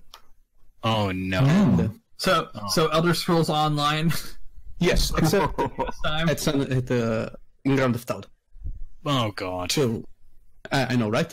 I'd be what fine with that if it was its own separate game. So what improvements or story elements? Now, the only improvement I can think of is, for Christ's sake, take away microtransactions. And absolutely. And things that I'd like to be done, well, I don't really have any because I like surprises. I mean, also because I think they should be free to, I guess, try stuff, invent, experiment. I don't know what is the correct English word for it. You can say Yeah, experiment. that's right. Yeah, no, that's right. So that's it. Alright then. Sure, that was clean and cut. The thing is, I like GTA 5 a lot. Like everything about it, from the story to even online. Like the microtransaction thing doesn't bother me because if they're there, I'm not going to use them. If people want to use them, that's sure. But I guess that's why the grind in that game is so hard, because they want you to get the shark cards. The only time I've gotten one is when I rebought GTA 5 and it came with a shark card. And if you've been playing since 360 or PS3, they just give you money because, hey, thanks for staying with us. So I've never had to bother with that. Yeah, I get a lot of So- like $500,000 notifications. Yeah. Like, I'm not gonna bitch about this. Yeah, thanks for the money, guys. I wish this happened in real life. Can I cash out? No. What I really want, I definitely want an online mode again. I don't see them doing a kind of an Elder Scrolls online thing because it works so well because it was tied with the story and people were waiting for it. I don't see them doing a standalone online game. If they do, I don't think it's going to head off that well. It works so well because of the area that it's in within GTA 5 and GTA 4, why those worked well. If they decided to make it a separate thing, like an Elder Scrolls or any MMO game, I just don't see it hitting off, especially because that world is already so packed. I don't think they'll do that. But I want them, for the next installments, to go to Vice City, because they've already remade Liberty City, they've remade San Andreas. The next logical step for them to do is go further back and redo Vice City and make it even bigger and better than San Andreas was, and then Liberty City. And because it's a smaller area, they can make it more compact with actual places that you can go into, houses, big mansions that you can just go into, buy them, have a real estate like you did in San Andreas, buying all these houses and things and businesses, and actually be effective in that kind of model, hire employees within that and monopolize in that manner where you can have your MMO for that. But that's really what I want, or at least expand on the GTA 5 online where it incorporates those kinds of things. I did hear a rumor though that they're looking to do it in Japan, but it's going to be hard because then they have to change all of the names of their car brands and the stores and everything. So they're probably not going to do that. But I wouldn't mind them doing that one there. But with Sleeping Dogs, it's unlikely that they'll go with an Asian setting. Like Shadow just said, I'd like them to go back to Vice City, which I think is likely. As he said, they've already gone back to Liberty City and expanded it. They've gone back to San Andreas and expanded it. Logical next step is Vice City. Of course, I personally want to see that because, like I said, I'm from Florida. I'm hoping they expand out and do like a region based on Tampa, where I grew up, and Orlando, where I lived until I moved where I am now. I just like to see familiar settings, because growing up in Florida, anything set in America is not set in Florida. So I see a lot of environments that are not what I'm used to. I can't really... Can't relate. There's a couple things. The thing is, I can't remember those couple things that are in Florida. Well, No, fuck, Ace Ventura. Ace Ventura's in Florida. Ace Ventura, Battlefield Hardline. I didn't realize Hardline was here. I haven't played Hardline. But no, not a lot of stuff set in Florida. And if it is, it's in Miami, like Vice City. Microtransactions are not going anywhere unless, like, somebody outside of the gaming industry makes it so they have to, a government thing or something. That's where they make their money. The whales are always going to give money to the company to make their numbers go up in their game. I wish I had that kind of money to spend, but I don't. Anything else I'd like to see removed? I can't really think of anything. I just want them to let me make my online character and run around with them in a single player mode and not cut off a bunch of the single player content. Stuff like that. Other than that, no, I just want to see more improvements, not more of the same. It's basically like GTA 5 improved on the formula quite a bit. I want to see that keep happening. I just want condensed world. That's what I want. I want to go into buildings with living, sprawling people that live. Just give me that and I'm happy. Well, I'll try to focus on the positive things and not try to shout about microtransactions for an hour. So, what I would like to see again is the multiple character system. As said before, that is great. I think that's a really good idea because you can put in many characters, so there's a character for everyone in the game, and that's a good idea. What else? Just what I would like to see coming back, because I enjoyed it very much, was the more gang war style of San Andreas. I don't know. I liked conquering territories. For some reason, that's something I like to do. It was a bit random in San Andreas. As far as I remember, you just had to kill some gang members, and then it initiated like a wave-based event. That was a bit lazy, but you could probably turn that into something interesting. Maybe some side mission where you go and conquer some other gang's territory in some crazy, insane fights. That might be interesting. They do that in Godfathers. Oh, nice. So that might be a game I need to check out then. Because I love this kind of stuff. They had this system that the more damage you did to a certain family, the more they were hostile against you, to the point that they put roadblocks with people with Tommy guns trying to kill you. Ah, that's nice. So it's a really... That Godfathers, completely, it was under the radar. They did a lot of things that were really good, even though it was considered a clone. Godfathers and Godfathers 2, that was set in LA. Both very, very good games, story-wise and the mechanics they have in there. All right, that's nice. So, okay, I'll keep this as short as possible. What I would hate to see, but it will happen if it definitely, more grindy online stuff and more microtransactions. But yeah, that will basically happen, because if people want to throw money down the devil's throats, the devil will keep going. That's how it goes. Yeah, so, like I said, microtransactions aren't going anywhere. The ESRB said they don't see it as gambling. The ESRB is run by the gaming companies, so of course they're going to say, yeah, that's not gambling. Plus, 2K just recently came out and said that they're looking at putting microtransactions in every game they have coming out soon. Oh yes, I saw that. Yeah, as long as people keep buying them. I don't think there is anything wrong per se with a microtransaction. There's nothing wrong. It's how you do it. It's how you do it. Yeah. Personally, I can agree with that. It doesn't affect me that much, so I don't care as much as a lot of people do. I'm just saying that they're going to keep doing it, and like a strike would not affect it. You can't say, hey, don't buy these, because it's only a handful of whales that are spending all this money. So but they're not going to spending stop. A lot of money. They're not going to stop. Yeah, that's the problem. And I mean, I have bought microtransactions in games before, but mostly like cosmetic stuff and skins. I don't know, stuff that doesn't affect the game. But as soon as it's game-relevant things and stuff that lets you skip the grinding, that's where it turns me off. As long as it's not buy to win, I'm generally happy. I will happily buy costumes for characters, even DLC, depending on the game. Like Batman Arkham, the latest one, Arkham Knight. That DLC, for what it was heavily overpriced the season pass. But I'm a huge nerd and Batman fan, so I was like, yeah, I'm gonna get this anyway. What did the The content you got was terrible. What was the DLC that it added?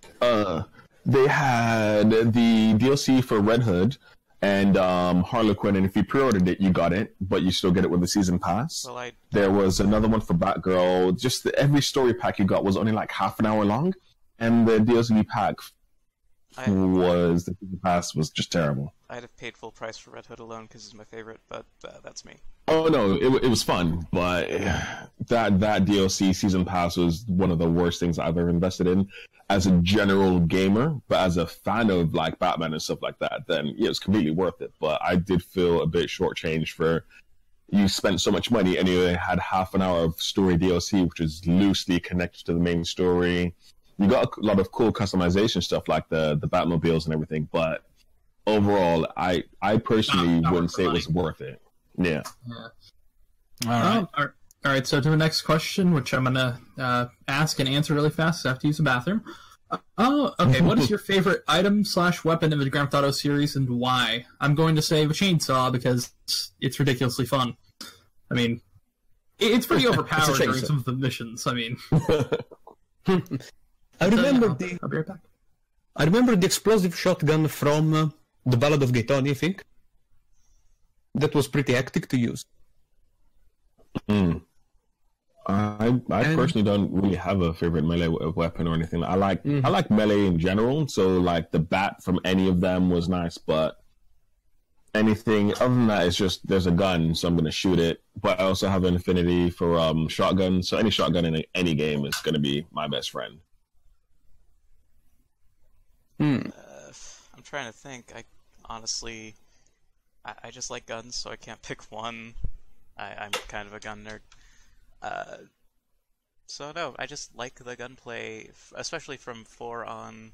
It felt just really good to shoot guns. A thing that I recall from 4 is that from Grand Theft Auto 4 is that in theory you could beat the game without actually killing anyone, because if you shot people in little points at a certain high health level, they just fell on the ground without trying to. Yeah, I actually did appreciate that. Like shoot them in the knee and stuff. Yeah, shoot them in the leg, they'll just fall down and they won't die. They'll just be writhing on the ground, which for me is preferable because I'm actually not that violent a person. So yes, it's an interesting approach that I noticed that the only game I can think that tends to reward this non-lethal approach, at least for a game that contains, we can say, weapons as a key feature, is Postal 2. Aside from that, I have never seen many games that reward the non-lethal approach where... Hitman kinda does. Kinda. Most stealth games do. If you kill people, it will get harder and harder. But it's not a game whose key feature is killing. Yeah, it's being stealth.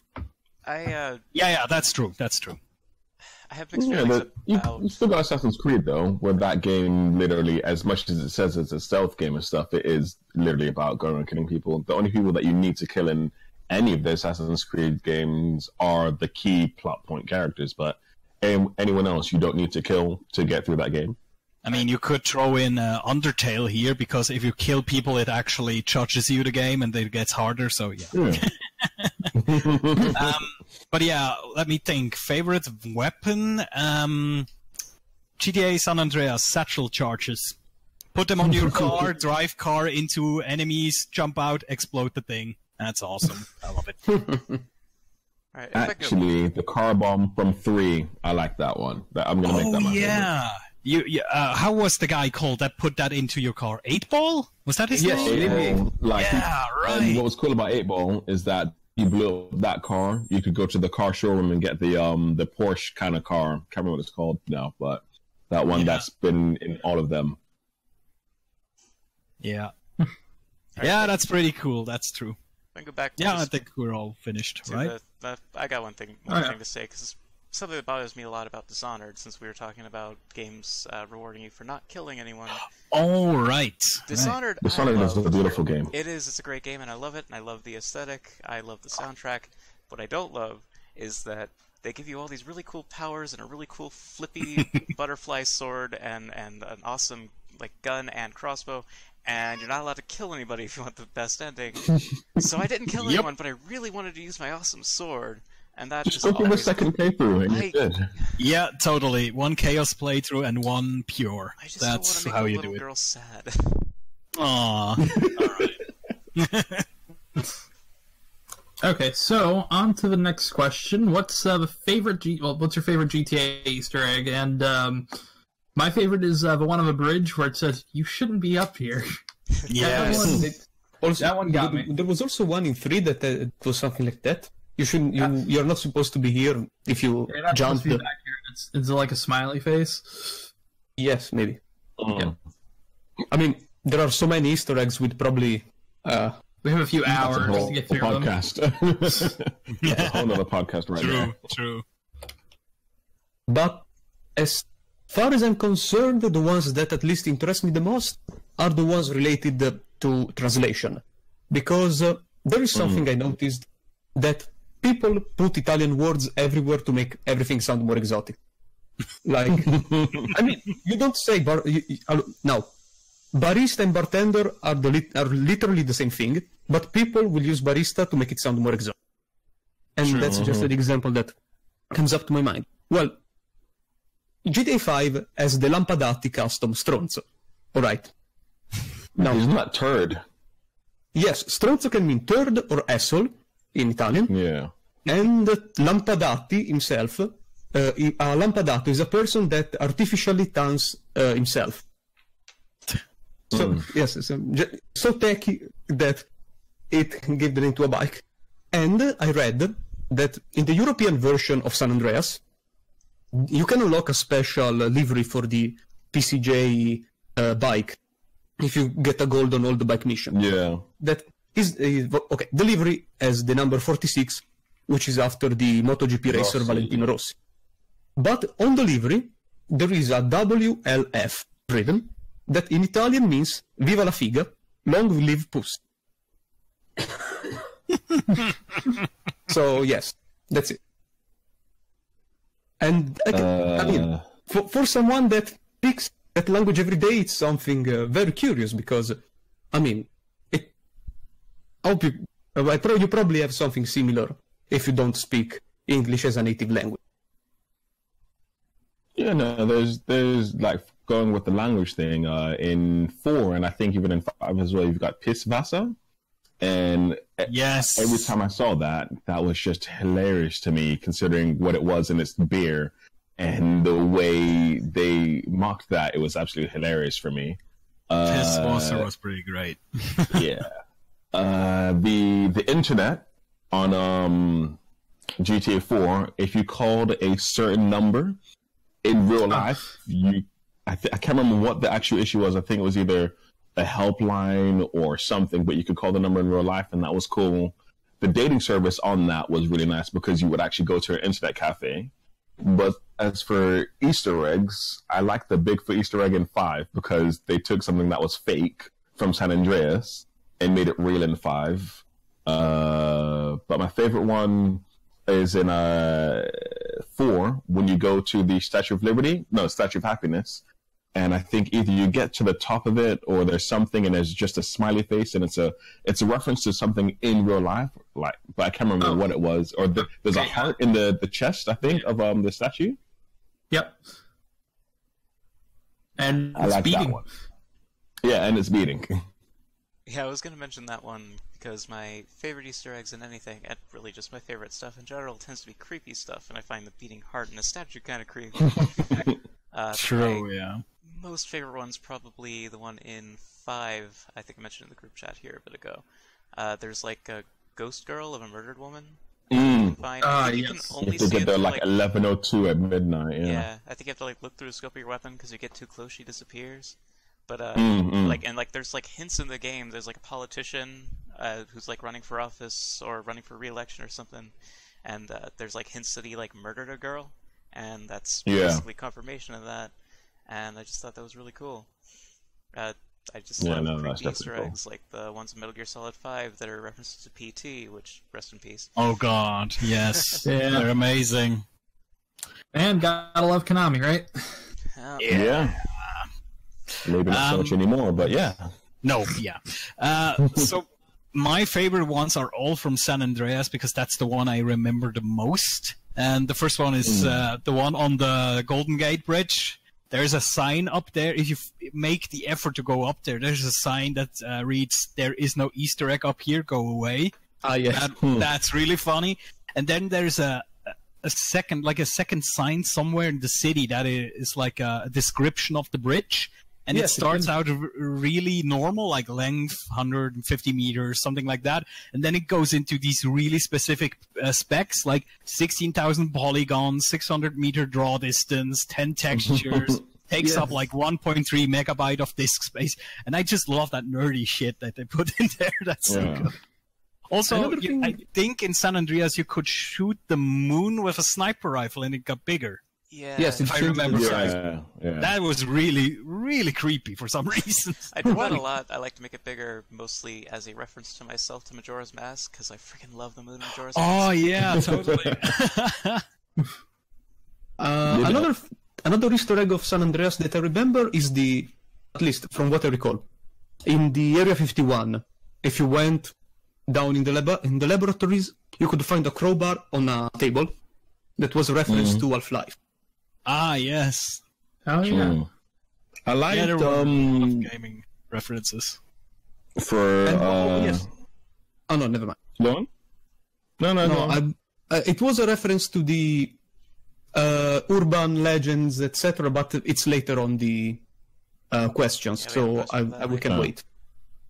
There was on GTA Online you can have James Marston as a parent, and I don't know if that counts as an Easter egg, but it just shows that it's a connected world. And I think there's been a lot of references for those kinds of Easter eggs when it came to like who's Franklin, is CJ his dad, and is Claude related to Michael, and all these things. Like, did he change his name and become Michael? Yeah, that reminds me. And all that, and that's really cool. You can find a book in GTA 5 titled Red Dead Redemption by Jack Marston. Okay. Nice. Fuck. Kind of interesting. That reminds me of Alan Wake and its references to not Alan Wake, Quantum Break, and when you're at the beginning level at the university, there's the whole Alan Wake author, and like, is that a book in the Quantum Break thing, or is Alan Wake a real person in that? And I think there's a what's the other game that they did with the bullet time? Max Payne reference in there as well. Yeah. So things like There's that. a couple. Give me that. I love connected universes, so any of that, I'm happy. Oh yeah. Ready for the next question? Oh, yep. Yeah. Yep. Okay, so the next one is, what is your most hilarious busted or wasted moment? Whenever you die or get arrested? I would say the most enjoyable one I had is I was going about 100, 120 in GTA 4, and hit a guardrail, went flying, and I hit a boat, right? Like, just square straight in the boat, hit the guy, and died. So, like, okay. All right. I'll take that, yeah. Now, to be fair, I don't recall any, so I'm skipping this. Fair enough. I don't really have any from falling from a plane or like trying to do something like that, but any busted moments, I don't really have any amazingly good ones, so I'm gonna go with Conzo and skip it. I mean, yeah, I played the games a lot, so I've probably got a lot of them. I can't really think of a lot off the top of my head, but I will say my favorite, in general, is in Vice City when you get like arrested. One of your friends in Vice City is a lawyer, and you'll hear him like defending you as the game loads. And I just thought that was really funny because he always got you off. Because I guess he's a really good lawyer. Nice. Johnny Cochran. Yeah. If it does not fit, you must acquit.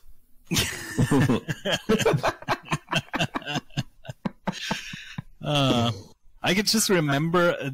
I'm not sure if that even happened to me, but I know it's a thing in San Andreas. Sometimes some of the airplanes would just randomly crash, and every once in a while there would be a chance that it would crash right on your face. I'm not sure if that ever happened to me, but I know there's videos out there of people dying that way, and I think it's so random, but it's hilarious. No, I think I know the reason for that, but I think I'll hold that off until the urban legend thing, because it kind of ties into that. Sure. Okay, so speaking of that, let's go right to that. And can somebody queue up X-Files music? Oh yeah. Yeah, I don't have that available. Need a soundboard in here. True. Now, So yeah, post-production. Cue to the music, please. Exactly. All right. So Grand Theft Auto was known for a lot of myths and weird speculations of things that could either be found in game or that people had taken blurry screenshots of. So, and I'm going to quickly get a couple of these out of the way. Have you heard of any of the big GTA myths? Something like the Sasquatch myths or ghost cars, what have you? And what are other little known myths that you might have heard? Mm-hmm. Now, I recall that with a friend of mine, maybe, or with a friend, that we went hunting for all those the urban legends. Some of them we could actually found them in game, like the suicide photographer or the ghost cars or something like that. And then there was just the Bigfoot or Sasquatch, depending on what country you live in. That the method to see it was like that you had to be at a certain place in a certain time, and then look through the sniper rifle in a specific place, and you could see the shadow of something that was the Bigfoot.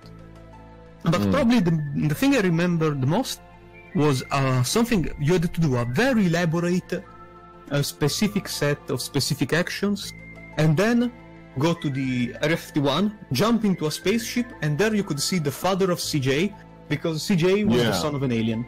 And but and the other thing was that some people on the very early days of YouTube, these people uploaded the videos of modded Grand Theft Auto for PC.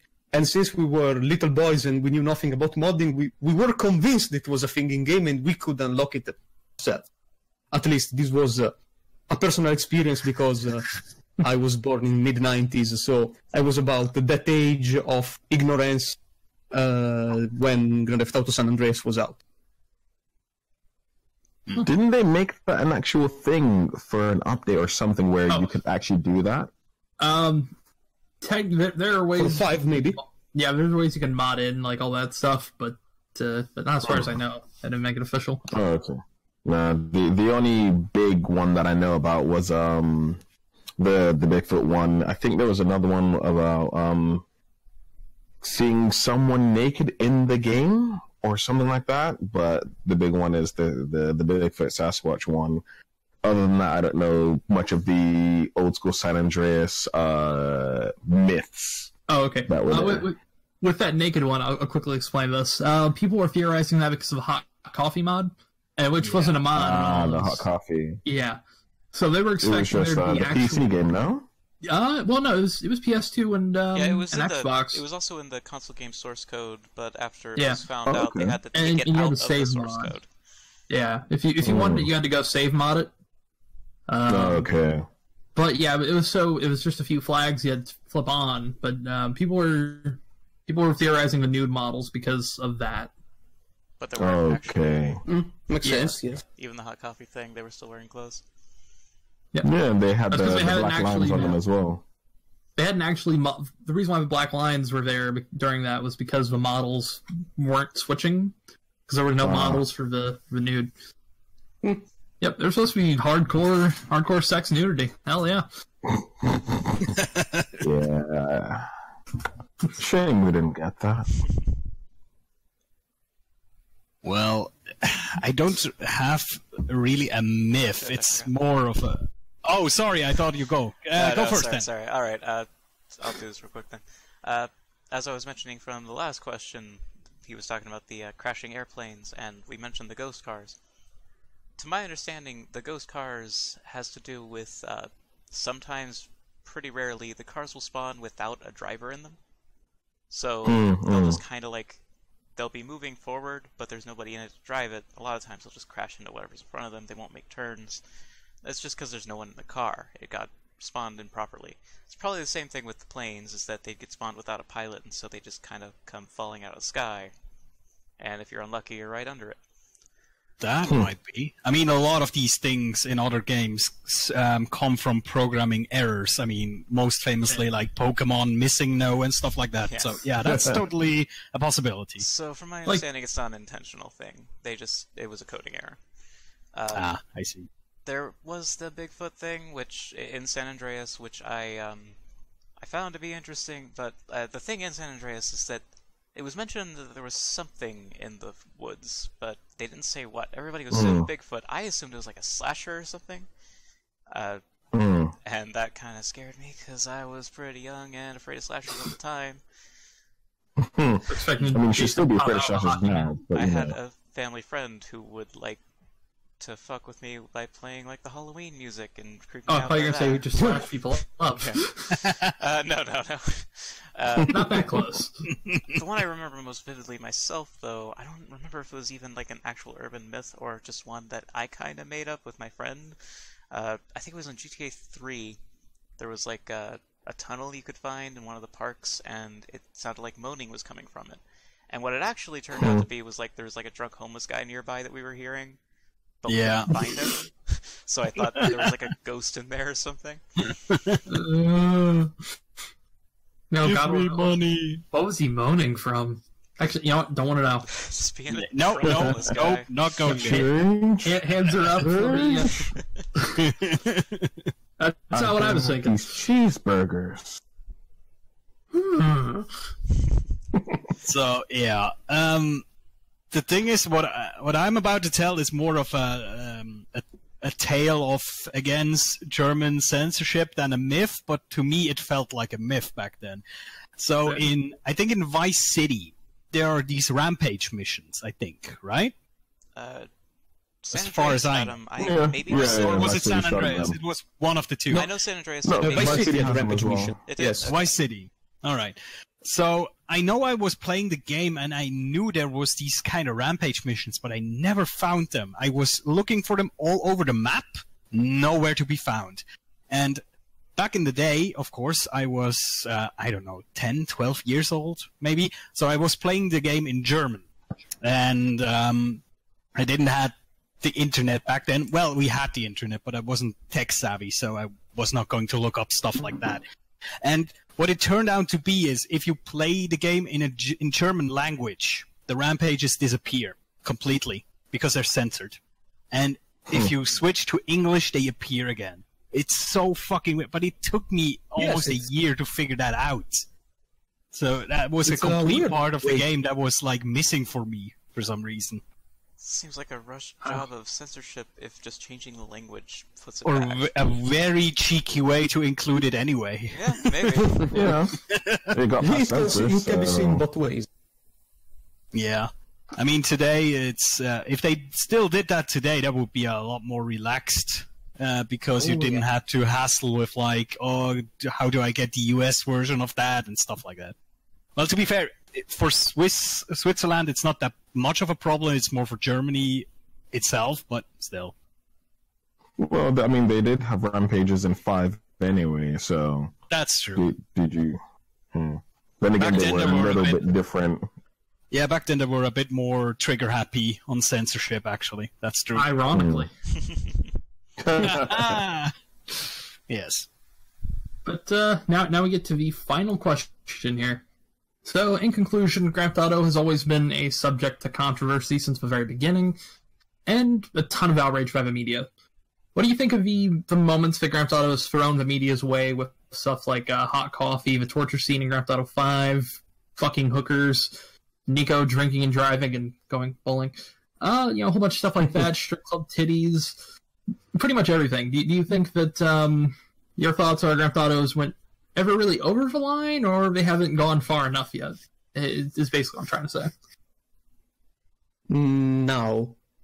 The thing is, we need to make clear that Grand Theft Auto is a PEGI 18 game. So, you know, it's a PEGI 18, so you must expect that. Like also I like when they are able to make these double entendre very well hidden. Yeah. Yes. If they do it well, oh, go ahead. Oh no, I'm saying like the twat, like the twatter. internet cafe. Yes. Yeah, Twatter. Pisswasser, yes.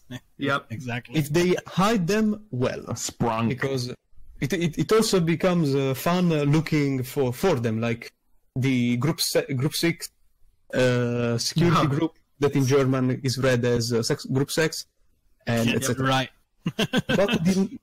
But the moment we step into adults only territory, I think it is crossing the line. So, but not much because of creative reasons, because in theory, when you write a game, you can do whatever you want with it. You can put a piece of yourself in it, etc. But for legal reason, because it is PEGI 18, but it's not adults only. Yeah, I'm on board with Kanzo on that one. I mean, before we go into it, the singer of the song is Laura Branigan. That's her name. I didn't forget it there somewhere. That took a long time, but yeah, we got it. Yeah, I just remembered. And I do have a fun time when I died in the game. I did a cheat code, and I spawned a tank on myself, and I kept doing the health cheat and decided just to die. Oh god. So those questions out the way. Nice. For this, no, exactly as Kamzo said, it's a rated 18 game, no matter where you are. I don't know any game that has a lower rating than 18 for that, or rather any country. So 17 plus once you're on 18, Yeah. 17 plus it still works. It's still, at the end of the day. No, I know. I'm just being. You should picky. expect Jesus. So you should expect adult content in there. Fair enough, it's not adults only, but the age rating itself doesn't have to specify only adults can play this game. If you're in a store or GameStop game, whatever game you've got in your area, you aren't meant to buy that game. If it somehow ends up in your house, then technically that would come down to the parents saying they bought the game for you, or they didn't know, or a friend got it. At the end of the day, it's whoever's responsible for that child, if a child's playing it, to say, don't play this game. But you can't keep an eye on your child the whole time. True, I mean, if you... Yeah, exactly, it gets through. Definitely, it gets through. And everything that's happened in the game, you should expect it, from the hot coffee stuff. The torture scene in itself, I think, on a grand scale, it was definitely pushing the boundaries of what you should really put in a game. But at the end of the day, if you're playing GTA, you've probably shot how many people in the head already? The torture scene in itself is what's the real difference? Are you gonna be a mass psychopath murdering on a whole, or are you just gonna torture this one guy for information as part of the government, which is something that pretty much most of the world knows the government does. So what's the real difference? Yeah. The game even makes fun of it. It sort of satirizes that. Yeah, I was going to talk about that. That was the whole argument for that as well. I agree that it's already rated, for adults, people 18 and up, 17 and up, wherever you are. If you don't want your kids to have access to that, you need to, involve yourself in what your kids are doing.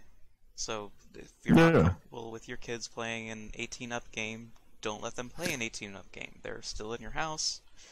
I don't think the content is too much, personally. Even some of the AO stuff doesn't really bother me.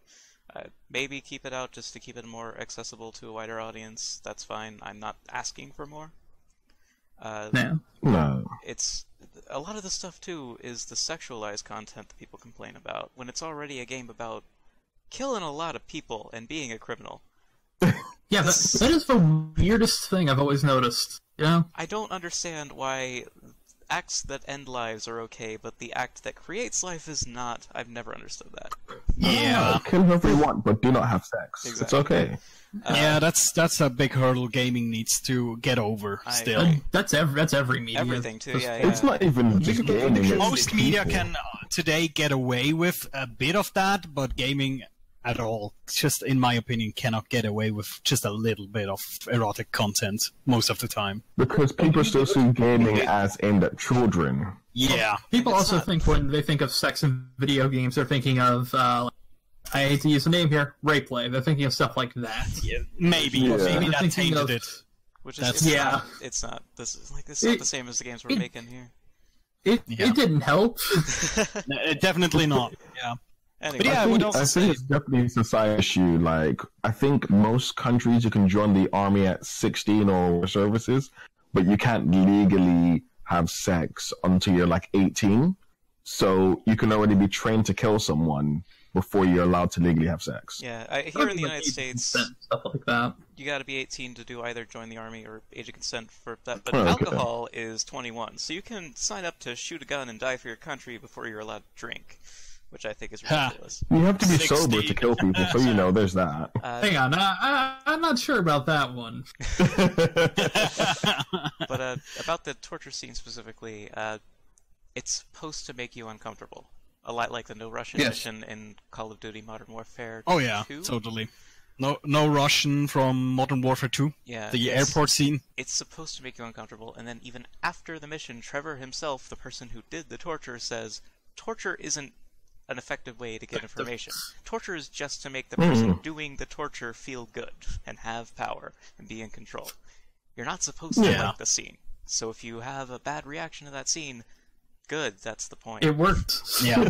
Well Very done. clever. You're still human. Yes, exactly.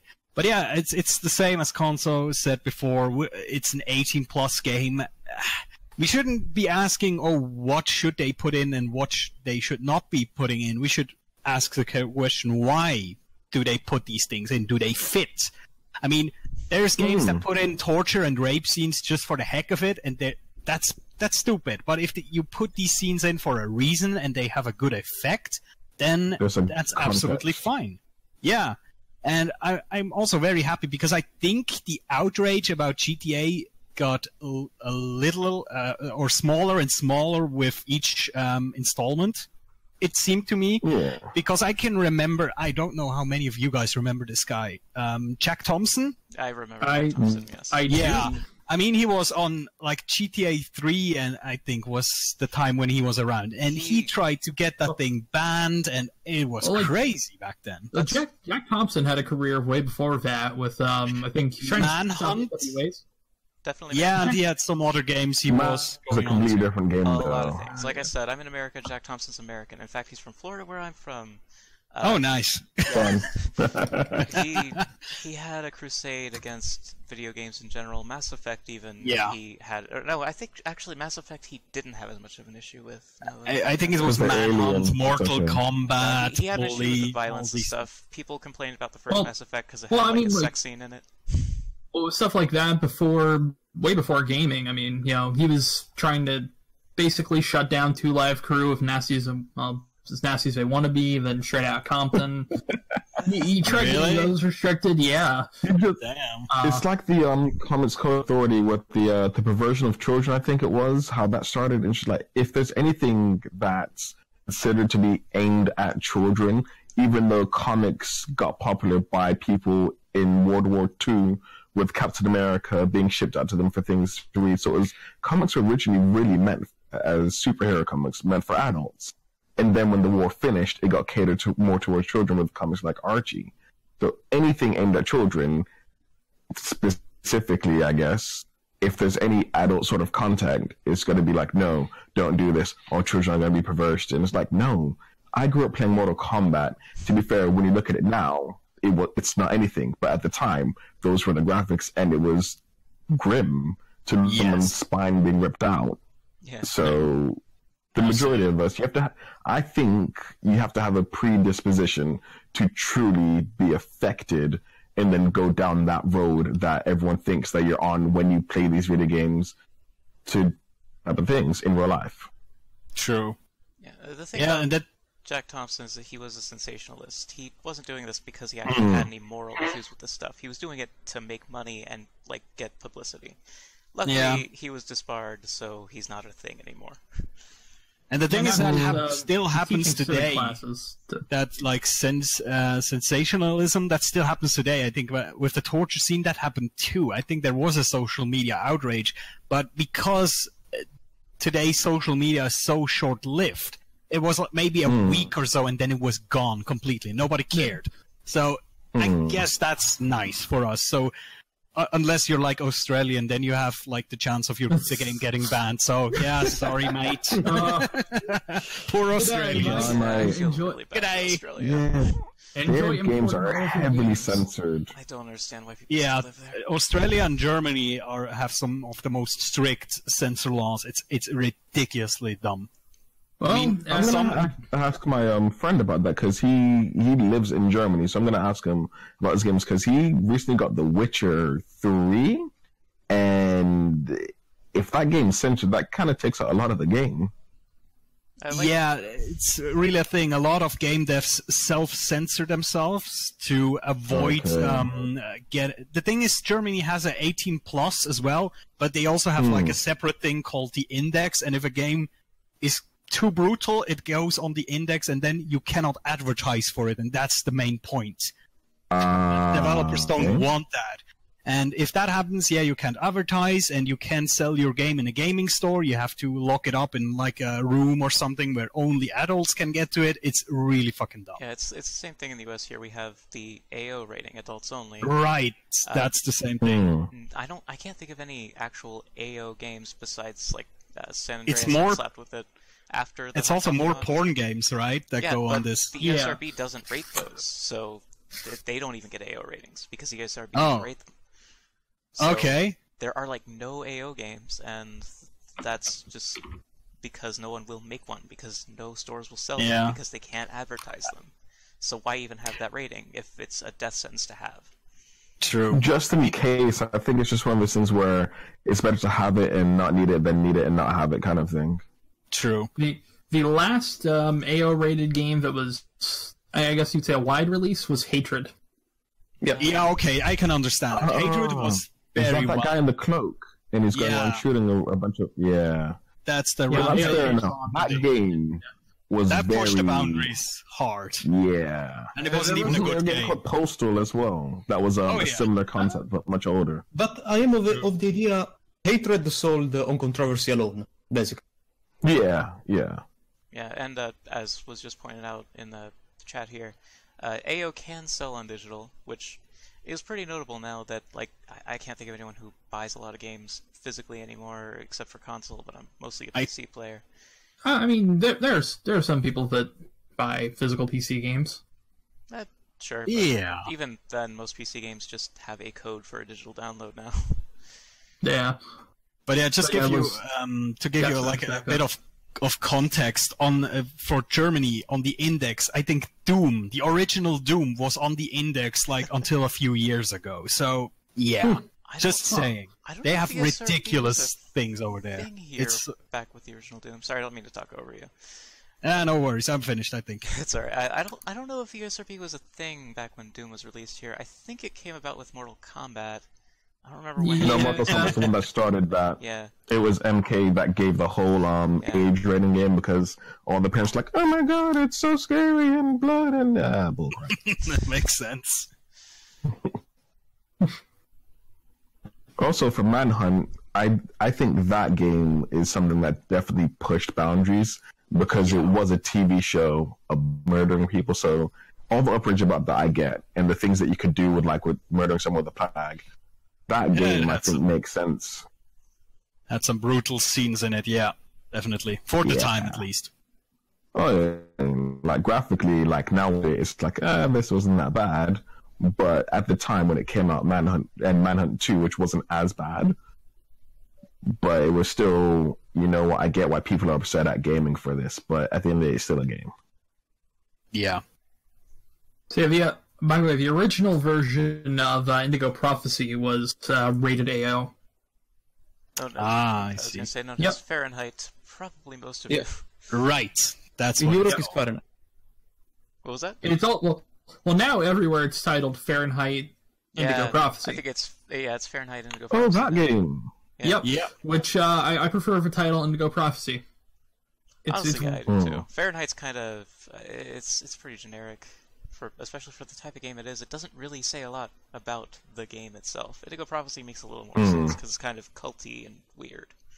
Yeah.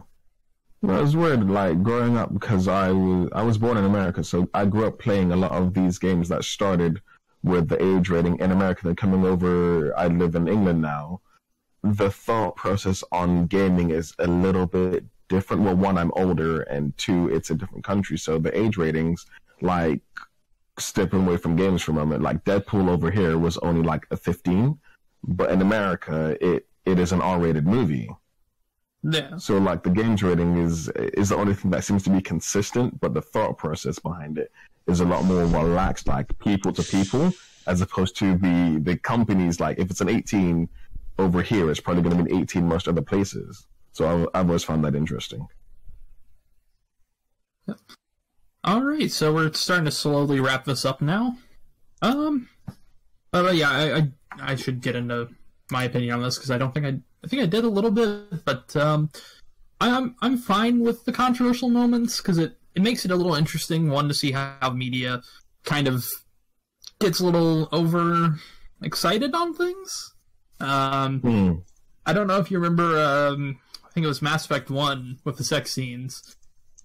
I think Fox News got all upset and called it Mass Erect, and had like an hour-long thing about it. Yeah, and, honestly, it's interesting to see how the reaction's going to be when you run into those scenes. Because the torture scene, I didn't think anything of it when I first played it. I played it the day of, and I was like, huh, okay. It's intriguing. I understood the message, and then everybody kind of shit proverbial bricks about it. But, yeah, I was fine with it, because I understood what it meant in the context of the story. But yeah. Alright, it's time to slowly wrap things up. I'm obviously Bane for you. You can find me at Bane for you with a YU. And if everybody wants to start talking about their information. Yeah, okay. I've said it before, so I guess say it again.